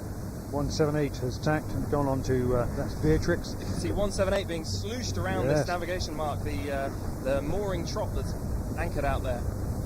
Yeah. Unfortunately, into a bit of chop, powerboat chop, which, as we talked about before, quite big bows, quite heavy boats. So it's going to slow him down as he's got to power the boat up through the chop the whole time. You'll see them ease the jib a little bit just to get the flow over the sails. But doing a really lovely job against the boat behind them. Okay, 59 is Iona, and they're leading the port tackers. But 192 with nice clear air is certainly looking good. From our cup of tea, Felix. So 192 is slightly better position here than 59, because 59 has the boat 76 on their hip. So they've got to think about staying high the whole time. If they bear away too much, they open the door for 76 to get some pace on, get up alongside them. That's not what they want. 192 on the middle of shot, as we look at them, have now tacked over, and they're going back with the rest of the fleet, who are slightly inshore of them. So looking for that balance of tide, as we talked about before. Our camera boat going to get into trouble here. But 192 in the middle. Let's just take a look at some of those earlier tackers onto port. They're looking not too bad in the middle. This is the blue hull. Can't quite see who that is. 157 here. Is Rosanna. Rosanna not had the best first upwind leg. Looking at the look at the difference in angles there. Big difference. The boats ahead of them, probably a little bit further up the course. We get that left shift as they come out of Egypt Point. So we'd expect the breeze to go left, but quite painful angle for them to have to sail out to catch up with the fleet behind them. So they've got a long afternoon of racing ahead of them to try and make up the difference. They've got to end up in the Western Solent, and then finishing back here at the Royal Yacht Squadron. Right, well, that was the last start. We didn't give them the curse of the general recall. It was a fantastic start. Big round of applause up here on the platform. And Matt, we're going to wind things up here because we're running out of camera positions. What a lovely start and what a lovely day we've seen so far. Yeah, it's been absolutely spectacular. Classic Cows Week. Great conditions. Couldn't really ask for much more. Okay, well, we're going to be back on air at 10 o'clock here at the squadron, and this is the team. Nice to have you up here, Oscar Mead. Thank you very much. I hope you enjoyed it. Day one. It's full on, isn't it? It's fantastic to be back at Cows Week, and fantastic to have such wonderful weather for the first 4 days planned. I'm sure the team, if they could plan that every year, they would. So excellent days for racing. Okay, Matt, we'll have you back on air as well on the commentary boat. You'll be able to, of course, now go and check out who the winners are in the classes of the day. The J70s are featured, as are the Kate 31s, and we look forward to those reports, and you can catch that up off of the website on Cows Today. So this is Steve Ansell here signing off. Thank you, Matt. Thank you, Oscar, and we'll be back tomorrow at 10 o'clock.